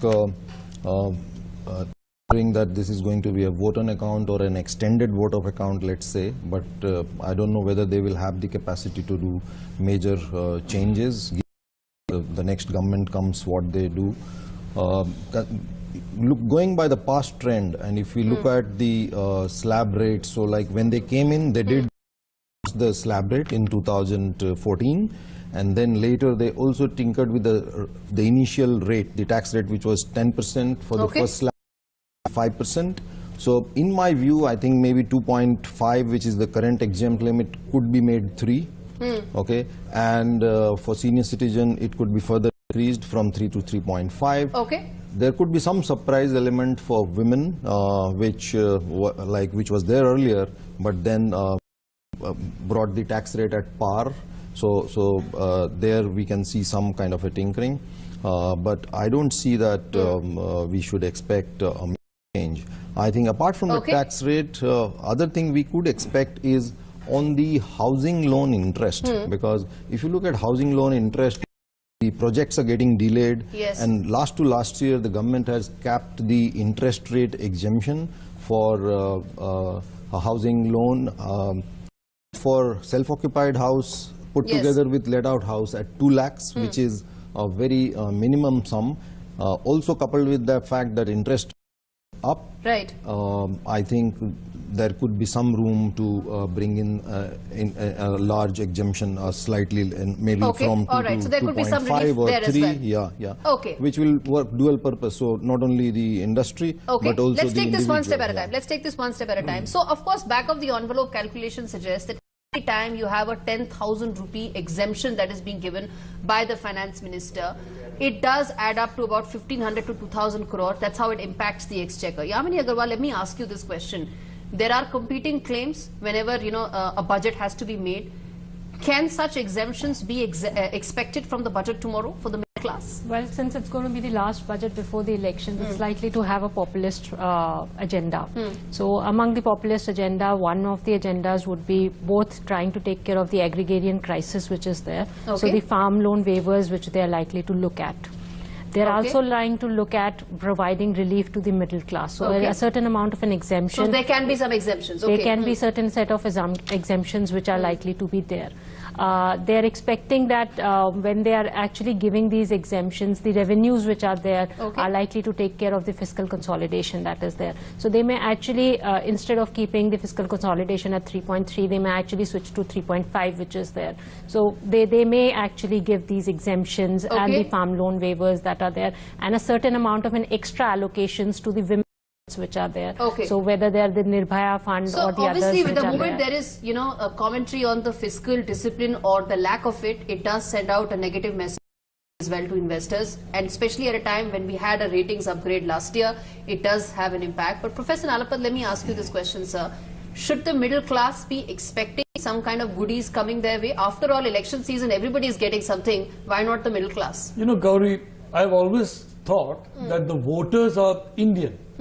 And the Indians use rupees. They don't use dollars or pounds. And unfortunately, much of policy is focused on making people with pounds and dollars the beneficiaries at the expense of those who have only rupees. And frankly, I think this is a very strange kind of policy. And now, regarding the middle class, I'd like to say quite clearly that I think if some good steps are taken, like a substantial increase in the ceiling for income tax, it will be good. Let me point out about services. Nearly 60% of the economy is services, and the GST structure which was imposed has made it so complex to operate a service industry. I am told that some individuals 100 times more form filling than was the case prior to the GST. So the GST has created a huge problem for people in the service sector, and I think many of them are very, very upset. And this is definitely impacting growth in the service sector. Yes. You want to come in here, sir? Yeah. Well, adding to what Professor has said, I'd like to take it to a bit on a different paradigm. This budget is also for the Modi government to give us vision for next 5 years. So if we expect it will have some little things here and there, it will go much beyond that. Yes, I agree there might be some goodies for the which are well deserved, because middle class at the end of the day is the class which pays maximum percentage of tax. If you look at any section, which section pays maximum percentage of tax is the middle class. So by all rights, they deserve this. So let's not debate on that. But I think this is an opportunity for Modi government. They will not stop at that. In my opinion, the budget is going to detail out for everybody a vision of 5 years. As far as the industry goes, which I represent, especially the service industry, GST and all has made our life a bit complex. But there's one more thing I want to bring here through your channel, is that, we have this, in service industry, we have this TDS of 10%. Now, when we pay a TDS of 10%, how do you assume that we are making a profit of 40%? Make a profit of 40% on our invoices, then we have to pay a tax of 10%. But if you deduct this percentage of 10%, which is paid to us after 1 year, at times it might get delayed, though we get interest. But coupled with the GST, it really impacts the cash flow of the SMEs. I don't know bigger like the TCSs and Accentures of the world, but if you talk of SMEs, this is a genuine concern which needs to be addressed. But you know, I think the biggest issue here from the narrative of the government, which it has been presenting in the last year, if you look at demonetization, its assessment, which has been pretty brutal, but the fact is between demonetization and GST, the biggest benefit that the government has offered to the public of the country is that the tax base has gone up, that people who were stealing money have been reduced. Now, if the tax base has gone up, then the benefit to me, after all the pains that I went through, is to reduce the taxes. Now, this is a very economic, logical argument that as you increase the tax base, the burden on each individual reduces. I think some reflection of that would be most welcome tomorrow. Gauri, let me point out,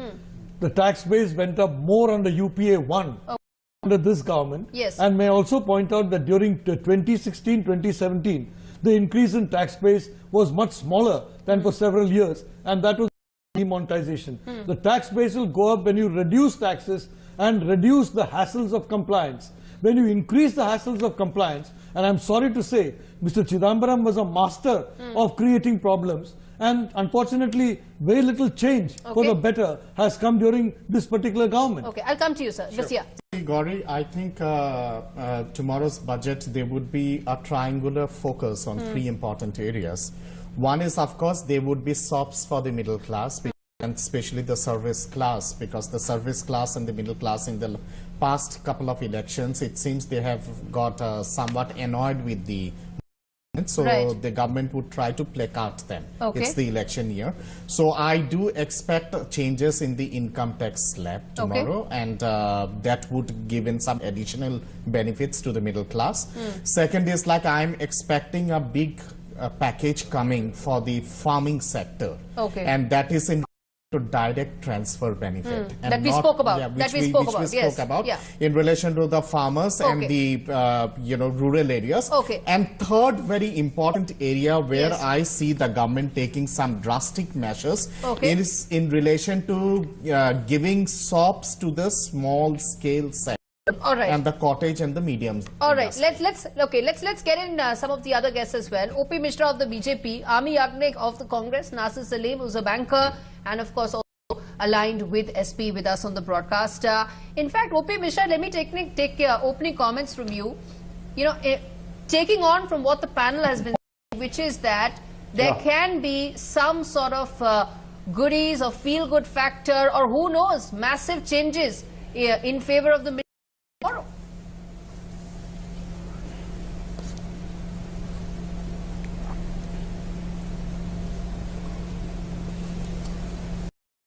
Yeah, see, my first comment is, first chartered accountant is going to present the budget this year. So you will see drastic changes in terms of policy, economic policy, and some sort of tax slaves, which we have seen kind of stability from long time.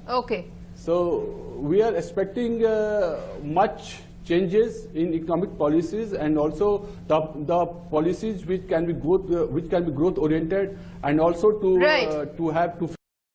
the stability of our inflation. All right, Ami Yagnik, you want to come in on that?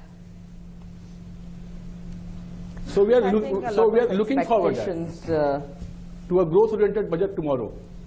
Yes, Ami Yagnik.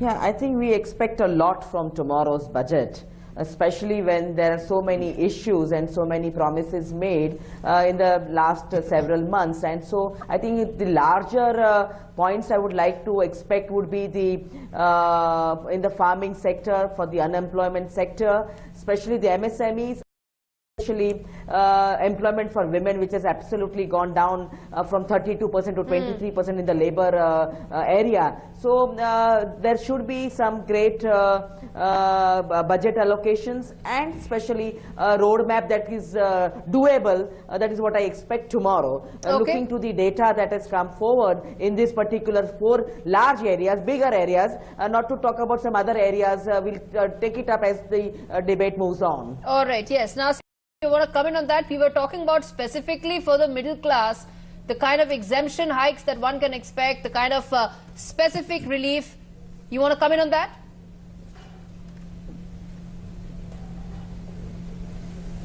Yeah, Gauri, yes, I think, since the topic is more for the middle income group, I think 5-6 key points that I'd like to make, and I want to hear this from tomorrow's budget.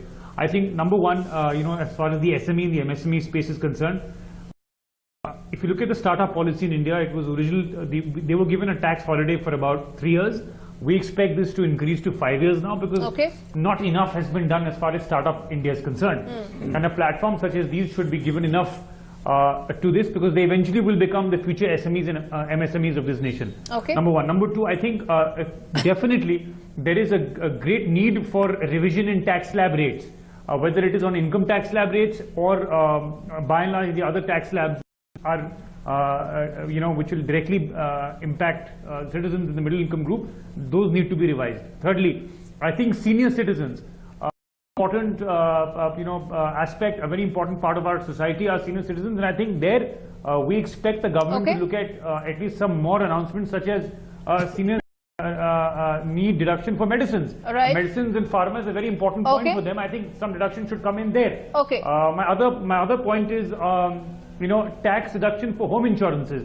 When when a middle income group goes and picks up a house today and he pays a certain insurance for buying the house under any financial calamity, you're not given any deduction, and this should not be a part of 80C, Gauri. They should be separately put in a separate bucket to get you deductions.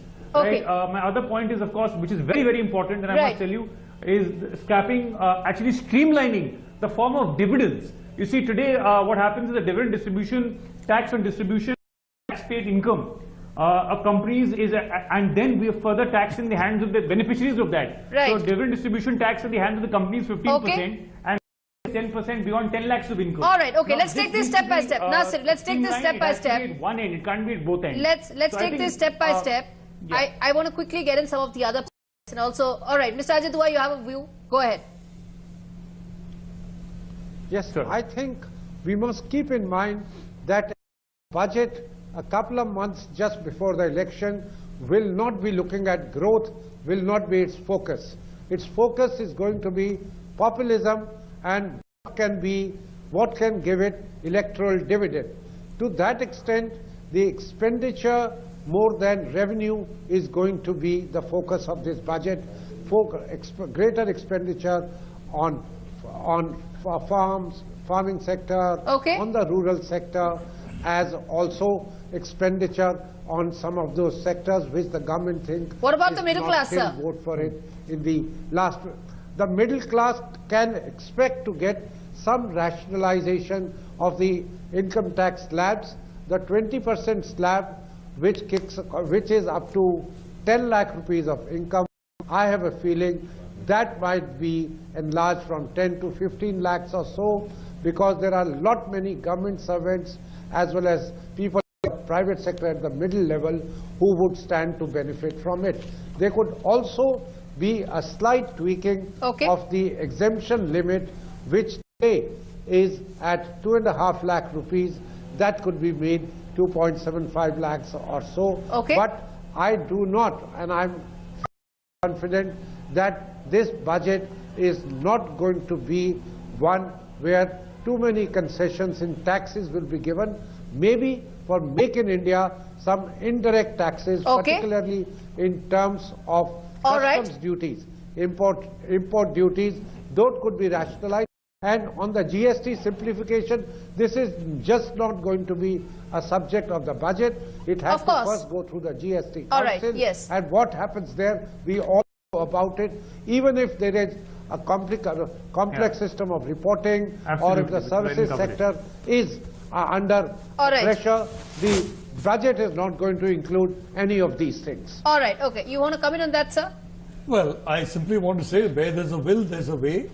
And I think it's very important for people working in the government, the entire bureaucracy, to try and get things done, rather than say that we have this problem and that problem and things can't be done. I think this government, frankly, on GST, there's been far too much bureaucratic input and far too little with the industry, with the result that today, the wage is a brilliant idea. It's a brilliant idea that's become a nightmare for many people in terms of reporting and also a nightmare in terms of very high rates. So Mr. Dua, what he's saying is absolutely right, but I would like to request Mr. Dua, please ensure that things get done. You know, we people who are outside this charmed circle of being in government, the persons who are the guinea pigs, and we would like to see things get done. And as far as GST is concerned, definitely a large number of people are extremely upset, and it's particularly affected the MSME and SME sectors. Right, yes. Well, I guess it's not necessary that every nitty-gritties has to be taken care of only by the GST Council. Right. You know, the finance ministry is entitled and capable enough to take in decisions. And I expect the problems which have arisen because of the complexities in relation to the laws concerning GST and in relation to the multiple forms and all this, there might be some announcements in relation of those. If you remember, even in the last budget also, when the finance minister was speaking, he had touched on this area and he had announced couple of new norms in relation to GST and how to make GST more easy and more people friendly. The GST is one part of it. You know, it is one. Other taxes as well, you know, whether you talk about the education loan, whether you talk about the Gauri, home loan. I was just coming to those areas only. I expect that the government of India would be giving in benefits to the senior citizens in terms of more, you know, like in terms of more, you know, SOPs or in terms of more stipends in relation to various amenities such as healthcare, such as transportation, in traveling and all those, you know. In relation to the woman, I expect that the government would be taking in some serious attempts to generate more income for the women who's who are not absolutely employed. You know, even the semi-employed women, there might be some dividends in relation to accelerating their income. Okay, before I get in both OP Mishra and Yami Yagnik, Pranjal, do you expect and do you share this optimism in terms of, you know, a lot can be expected by the middle class tomorrow? Look, I think middle class has always been a focus of all governments and all budgets. So it's not as if it's going to be a fresh spot this time. Or a relook, So I think that's always a given. How do you keep the middle class happy? You know, that's a political narrative all the time. I think what we should discuss in the next few minutes is also the role of millennials. You know, younger population which is coming in to vote this year, Gauri, it's a significant influencer. I think let's look at what is going to be there for them. They are the restless people. They are the ones who have very high aspirations. They are connected, and I think they are not very deeply loyal to any political affiliation. They are perhaps a little bit more emotional, but they are very realistic in what can be done for them. So I think that we should dwell on that for a few minutes. All right. OP Mishra, what can be expected for those millennials?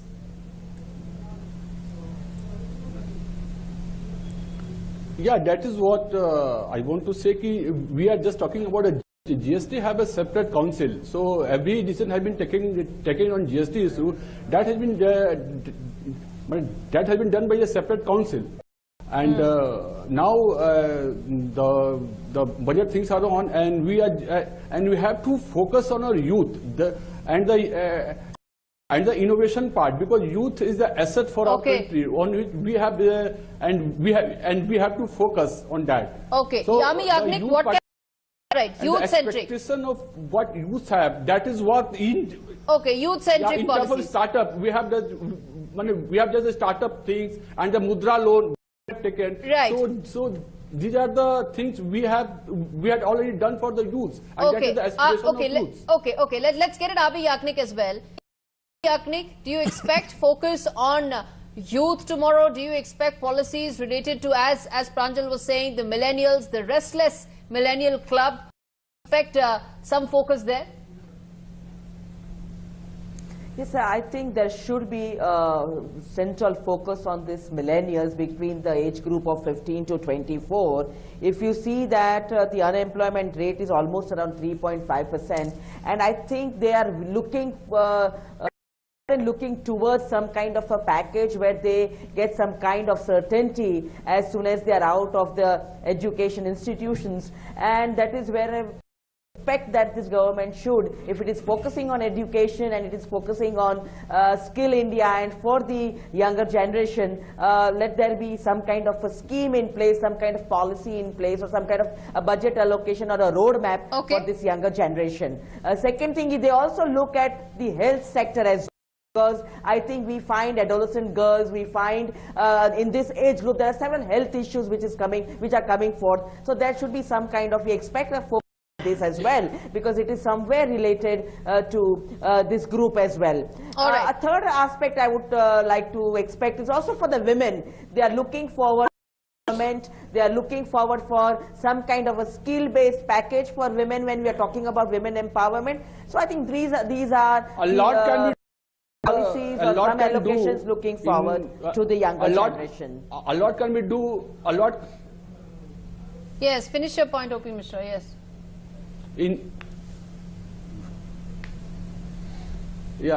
A lot can have to be done in health sector, but what the government has done, the Ayushman Yojana, like it's a world largest health policy has been rolled out by this government. Okay. And we had already taken. The 10 lakh people have been already benefited. So a lot, but if anything which can be improved, that might be better. But we had already done the largest scheme in world. We had already rolled out and successfully rolled out. Okay, we slip into a very short break. I expect.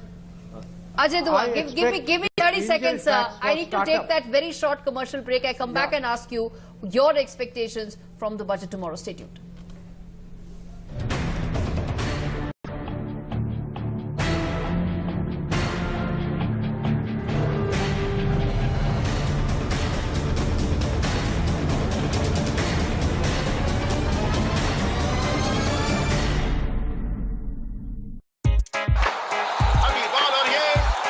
Match खत्म? नहीं, मेरा data plan खत्म। GPS बंद हो गया, लगता है network गया।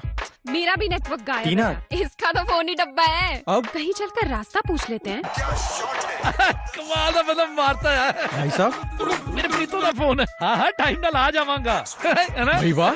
आपके फोन में कौन सा नेटवर्क है? BSNL और BSNL दे crystal clear voice high speed data. BSNL पूर्ण स्वदेशी नेटवर्क। तुम्हारे पापा ने मना कर दिया तो? इतना थोड़ी ना है मेरे पापा, 1-2 घंटे बिठा कर टेस्ट लेंगे फिर हाँ बोल देंगे। टेस्ट? कैसा टेस्ट? हाँ तो यंग मैन, क्या नाम बताया? रवि कुमार। जो भी है, कहाँ तक पढ़े हो? जी मैं क्या करते हो? तुम ड्रग्स तो नहीं करते? नहीं। वैसे तुम्हारा HIV स्टेटस क्या है? हाँ जी बोलो। HIV के लक्षण दिखने में सकते हैं। अगर आपने कभी भी असुरक्षित यौन संबंध रखा हो या संक्रमित सुई का इस्तेमाल किया हो तो नजदीकी ICTC क्लिनिक में HIV की जांच जरूर करवाएं। सरकारी अस्पताल में HIV की जांच और इलाज गुप्त और मुफ्त। HIV से बचाओ, लाइफ का असली इम्तिहान। Upon whom every Indian relies, whose every action manifests a desire to make the country proud. She relies only on BSNL broadband because that is the country's best broadband. Be it village or city, super fast internet speed. BSNL, reliable broadband. BSNL, unbeatable broadband. Like me, you should get connected with BSNL broadband. मुस्कान अच्छी है। प्रधानमंत्री उज्ज्वला योजना करोड़ों महिलाओं के चेहरे पर मुस्कान ला रही है। किसने सोचा था हमारे घर में सरकार सिलेंडर लगवा देगी। और अब उज्ज्वला योजना सबके लिए है। हर महिला पत्र दिखाकर इस योजना का लाभ उठा सकती है। माताओं की पीड़ा को भली भांति अनुभव करके आया हूँ। अब 6 करोड़ महिलाओं को मिला उज्ज्वला योजना का लाभ। भारत के 90% घरों में पहुंची घरेलू गैस। प्रधानमंत्री उज्ज्वला योजना, करोड़ों की मुस्कान अब सबके लिए। Made speed the identity. As distances vanished, it brought a smile to the face. strong resolve helped overcome every obstacle. With speed, attacked every challenge. The entire world was within my grasp when I found BSNL in the garb of my loved one's affection. BSNL super fast fiber broadband. Like me, you should get connected with BSNL fiber broadband.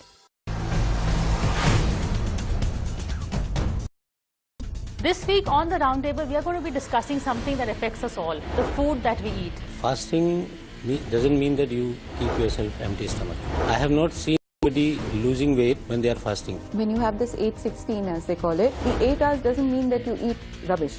It is basically on 3 pillars: have safe food, and then have fortified food. Whenever you're following any kind of diet, you would find results for sure. It is not practical.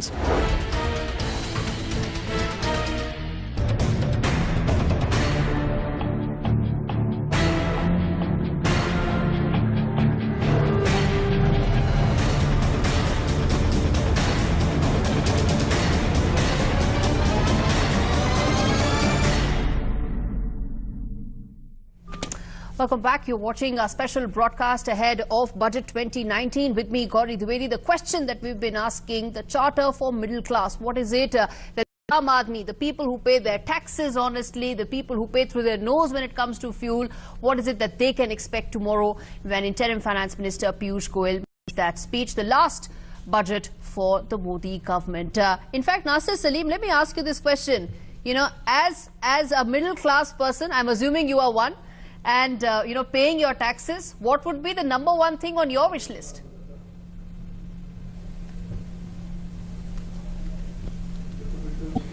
Gauri, yes, absolutely, truly middle class.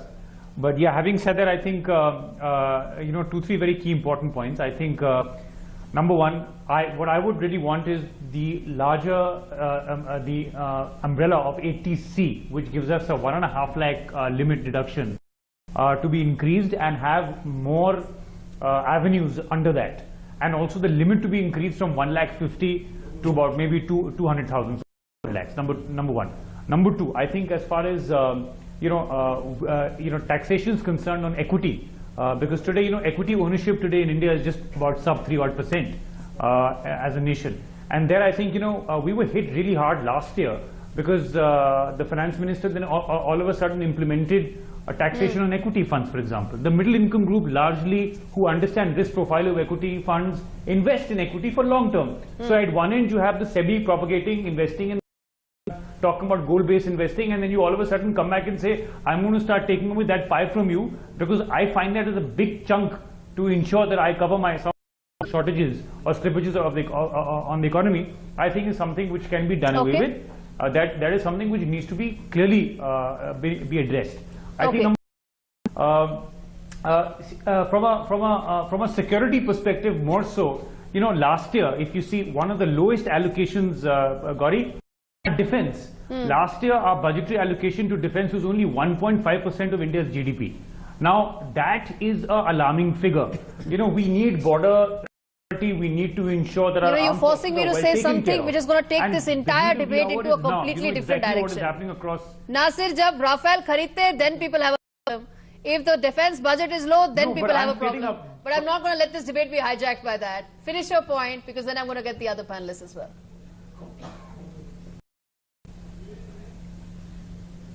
No, so my point was on defense. My last point, of course, is on healthcare and on, you know, on what is the deductions for medicines. Today, healthcare by and large is a very important factor and dents the middle income and the upper middle income group largely. You know, and especially senior citizens. Right. So I think a lot of focus needs to be given there, and we should. And again, I think it's very important because this is what will ensure that you can actually benefit the middle income group. All right. You know, we've prepared a charter here at NewsX. You know, this was of course based on a lot of what viewers have been telling us. And the one thing that one viewer, in fact, you know, people in the senior citizen category said, what about the taxes on interest earned on FDs? This was the government that did introduce that, and many people, senior citizens, are upset with that. You know, so for senior citizens in the last budget, if you remember, for interest, including FD, the limit was raised to 50,000, which for others are 10,000, and that is also only on interest from savings and not from fixed deposit. Yes. So while saying that, I'm not saying that that is enough, but it was done for senior citizens, specifically on that point. Back to, I mean, in the last budget, a lot was done for senior citizen, but then yes, when it comes to the medical needs, this expense on medicines, that isn't keeping pace with reality. Yeah, so that is required. That is something which we can look at. Even the medical insurance, which was increased, could be looked at to be increased to 1 lakh. Now I think it is about 50,000. Yes. But I want to make a completely different point. While we are cribbing about all these numbers, etc. But let's look at also, we can make this whole system more simple. And the debate, the budget is not just one episode, it's like a whole journey. So if you look at some of which has been taken by this government is like the electronic assessment or the tax refund started coming faster. So can we incentivize the tax department kind of make the refunds faster or penalize them if they are delaying it unnecessarily? Is that a pain point? Yeah, how big a pain point is that? So that's one, Gauri. So I'll take one more minute. Yeah, sure. And like last year, they withdrew the medical reimbursement, right? So that saves and lot standard of deductions came in. So that saves a lot of hassle, and when it comes to administration, so that's to simplification or scrapping the wealth tax, which was like more just So these are all steps towards simplification, but that's not all. Using technology, we can do, how we can further simplify this whole of thing. course, simplification is part of the process. Yes. You know, it's I fully agree with him. The more simple it is, the better for long-term growth. And we are still searching for a formula for double-digit growth. China has had double-digit growth for more than a generation. Yes. And that's where China is 5 times the size of the Indian economy. Yes. Let's, you know, because of that one generation of double-digit growth, it can transform India. But it's not simply a question of simplification. It's also accountability. Yes. We have seen, for example, the case of a private bank, how for a long time, obviously the regulators were just sleeping and allowed all kinds of transactions to take place. Now, whether it is, you know, Nasser Salim is very correct about the stock market. The problem is now you have in the United States, for example, insider trading is punishable by jail. And now very serious charges. In India, I'm sorry to say, people are getting away with all kinds of things while trading on the stock market. It's very important to hold them to account. Okay, yes. Absolutely. I guess the regulations in relation to FERA and FEMA and SEBI, you know, like these are the areas where more stringent measures needs to be taken. Action and measures needs to be taken, because we are seeing that people are going scot-free by, you know, indulging in financial crimes. So that is something which has to be taken into account. Just 10 seconds more, please.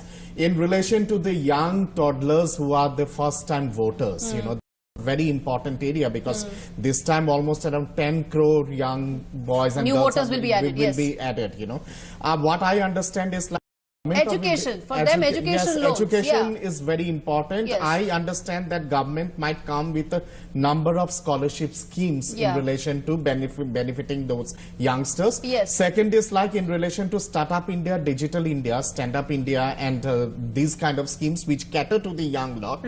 I guess they would allocation of funds to make those schemes more friendly and more viable. What about the daily trader or the investor, you know, who is there on the stock market? I'm not talking about the big investors. I'm not talking about the FIRs. You know, they are driven by other commentary that the finance minister would be making tomorrow. But what about small investors? How do they stand to get impacted tomorrow, and what would be their number one priority and their wish list? I think what they would want from government is more education. They want transparency. They are looking forward to some dividends. Every year, I know this, you know, after covering several budgets, the same commentary around LTCG makes a comeback every year. Makes, you know, there is confusion for a couple of days till there is more clarity that the government brings in. Unfortunate, but it's a daily trend, a yearly trend that happens. This is something which Gauri, can I answer will kind of happen over the time. But 30 seconds, Nasir. I'll come to you. 30 seconds. It's going to simplify. I mean, let me add on to what we're talking about the millennials. If you talk about the millennials, I deal a lot with them in my business. The utmost priority across India, Kashmir to Kanyakumari, Assam to Gujarat, is development. They want jobs, and they want a capitalistic lifestyle. They want smartphones, they all want to have big cars, and they want them very young. Yes. So anything, if you want to go to millennials, if you promise them earth, sky and the moon, it doesn't work. If you promise them jobs, if you promise them development, if you do so the budget has to have three things in my opinion. I'll not take a lot of time. One is a lot of infrastructure projects, a lot of capital expenditure. It has to have a lot number of industrialization, because agrarian economy, the answer is industrialization, nothing else in India. And you know, it starts from Subhash Chandra Bose to Modi, all agree. And point number 3, one last second, ma'am. The thing is, we have to empower women. It's not what Rahul Gandhi ji says about women empowerment.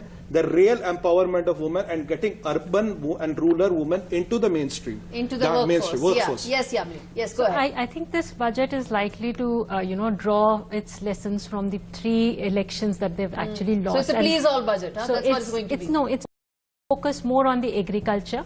It's going to focus more on the infrastructure allocations that are there. It's going to focus on the women, which is there. So these are 3 focus. Especially for the agriculture, there are likely to be more allocations. There can be a direct benefit scheme that is likely to be there. There can be farm loan waivers that is there. There is more investments in irrigation or cold storages, which is then supposed to be expected. As far as infrastructure allocations are concerned, because this government is seeing a lot of opposition coming up with the employment figures that the unemployment is too much. So infrastructure, when they make allocations through the Manrega scheme or through the other schemes, when the allocations are high, there is likely to be more employment. Now, for the youth, they have already, they've already made a 10% quota, which is there, which is likely to increase the seats in many of the institutions. So there is also likely to be a case where they are going to be increasing the number of seats, increasing the number of seats, more and more allocations to be given to the institutions for the purposes of higher education, which is there. As well as for skill development, which is then supposed to be there, because this government has been not only focusing on people who are not, but they are also who are not skilled. So there's likely to be a greater allocation for skill development. And there also this government has been focusing on saying that the RBI, through its prompt corrective action, which it has stopped the banks to lend, should actually bring in more lending. So there is likely to be more allocation schemes or the other schemes which are likely to bring about more entrepreneurship. The jury is still out there as far as the Mudra scheme and of course the large scale impact, whether it has.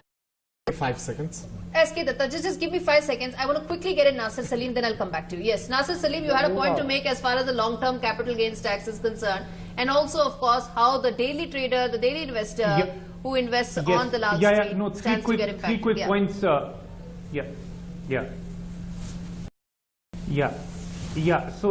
3 quick points there, Gauri, overall. So one on the LTCGC, actually, wherever there is an investor who is actually trading, who is a trader, profession or by habit, there we need to have separate set of laws. Those can't be put under investors. Investors do not do punting, they do not do short-term investing, they do investing which is goal-based. So here's my point. We had the grandfathering clause that was introduced last year by the Honorable Finance Minister. Obviously that will not be able to change much there, but I think what we can do and we should expect the government to do is to reduce long-term capital gain of debt funds from 3 years to 1 year. That is something which can be which can make a positive impact in change and will be welcome. Number 2, my other big point, Gauri, overall in the budget perspective is we've completely missed is, I'm also looking forward, being a middle income group and being a resident in Delhi, I also expect that the government does enough push on environment. If there is enough subsidies given on green and alternative energy, I think that's a very, very important integral part of a budget discussion that should be included tomorrow. So on electric vehicles, there will be some sort of commentary from the upper that is expected push on electric vehicles, but yeah, other than that remains to be seen. Yes. Move on. Yes, I'm hoping maybe some green cess can be given for alternative energies, for example. Or certain subsidies can be given for using alternative energies. So that's my point. But having said that, and my last point is, I think one thing which we need to really watch out for, Gauri, is inheritance tax. There's a discussion over the last 2 to 3 years between the banker community and between the finance secretaries. And I must tell you, there is also a discussion of introducing inheritance tax. Like in the US, in UK, it ranges between 45 to 50%. And we are hoping that the government doesn't touch upon that, because that is something which will again hamper growth at somewhere and will become more divisive in nature rather than actually progressive. Yes. S.K. Datta, to you, and then I'll come to Ajay Dua. Yes. Well, in the initial part of the discussion, someone in the panel was talking about the vision of this budget, you know, and there would be a reflection of the vision of the 5 years of the Modi government in relation to this last budget. What I understand is, like, in relation to the vision itself, you know, half of the problems in our country, or say 70% of the problems in our country is precisely because we haven't focused on the rural areas. We haven't focused on the semi-urban areas. My understanding is, like, if we really have to eradicate the menace of unemployment, poverty and all these things, you know, and social upliftment, we think on the lines of smart towns and smart villages. You know, like villages which are self-reliant, which are self-equipped, towns which but there's been a lot of... How do you reach there is the point. No, that is something which the government has to think, you know. Instead of creating, say, you know, 50-20 smart cities, and the quantum of allocation of money for that, it's much better to create small smart towns and smart villages, you know, and enclaves of you know, and retrofitting being done in cities. No, Gauri, the problem with the megapolis and with the metropolis is because of the exodus of population from the rural areas. The urban areas, you know, it has to be the other way around now. Quick word from Ajay Dua, yes. Gauri, just very quickly, Gauri, I expect for the millennium, Minister hinted at when he was addressing the Vibrant Summit in Gujarat, that angel tax for startups is something which noticed is irking the young starters. I expect that to be addressed, but more important, looking at the fact that with great difficulty the BJP got a foothold in the Northeast, and with the Citizenship Act annoying state governments and the leadership there would be economic incentives of a larger order granted to the Northeast. It may be the transport subsidy scheme, which was stopped at one time because of misuse, and also the subsidy capital grants which are given for setting up new industries and deferring taxes. Incentives of that kind focused on the Northeast should also be in this budget. Ami Agnik, do you agree that at the end of the day it's going to be a political budget and political compulsions would be driving the BJP, the Modi government?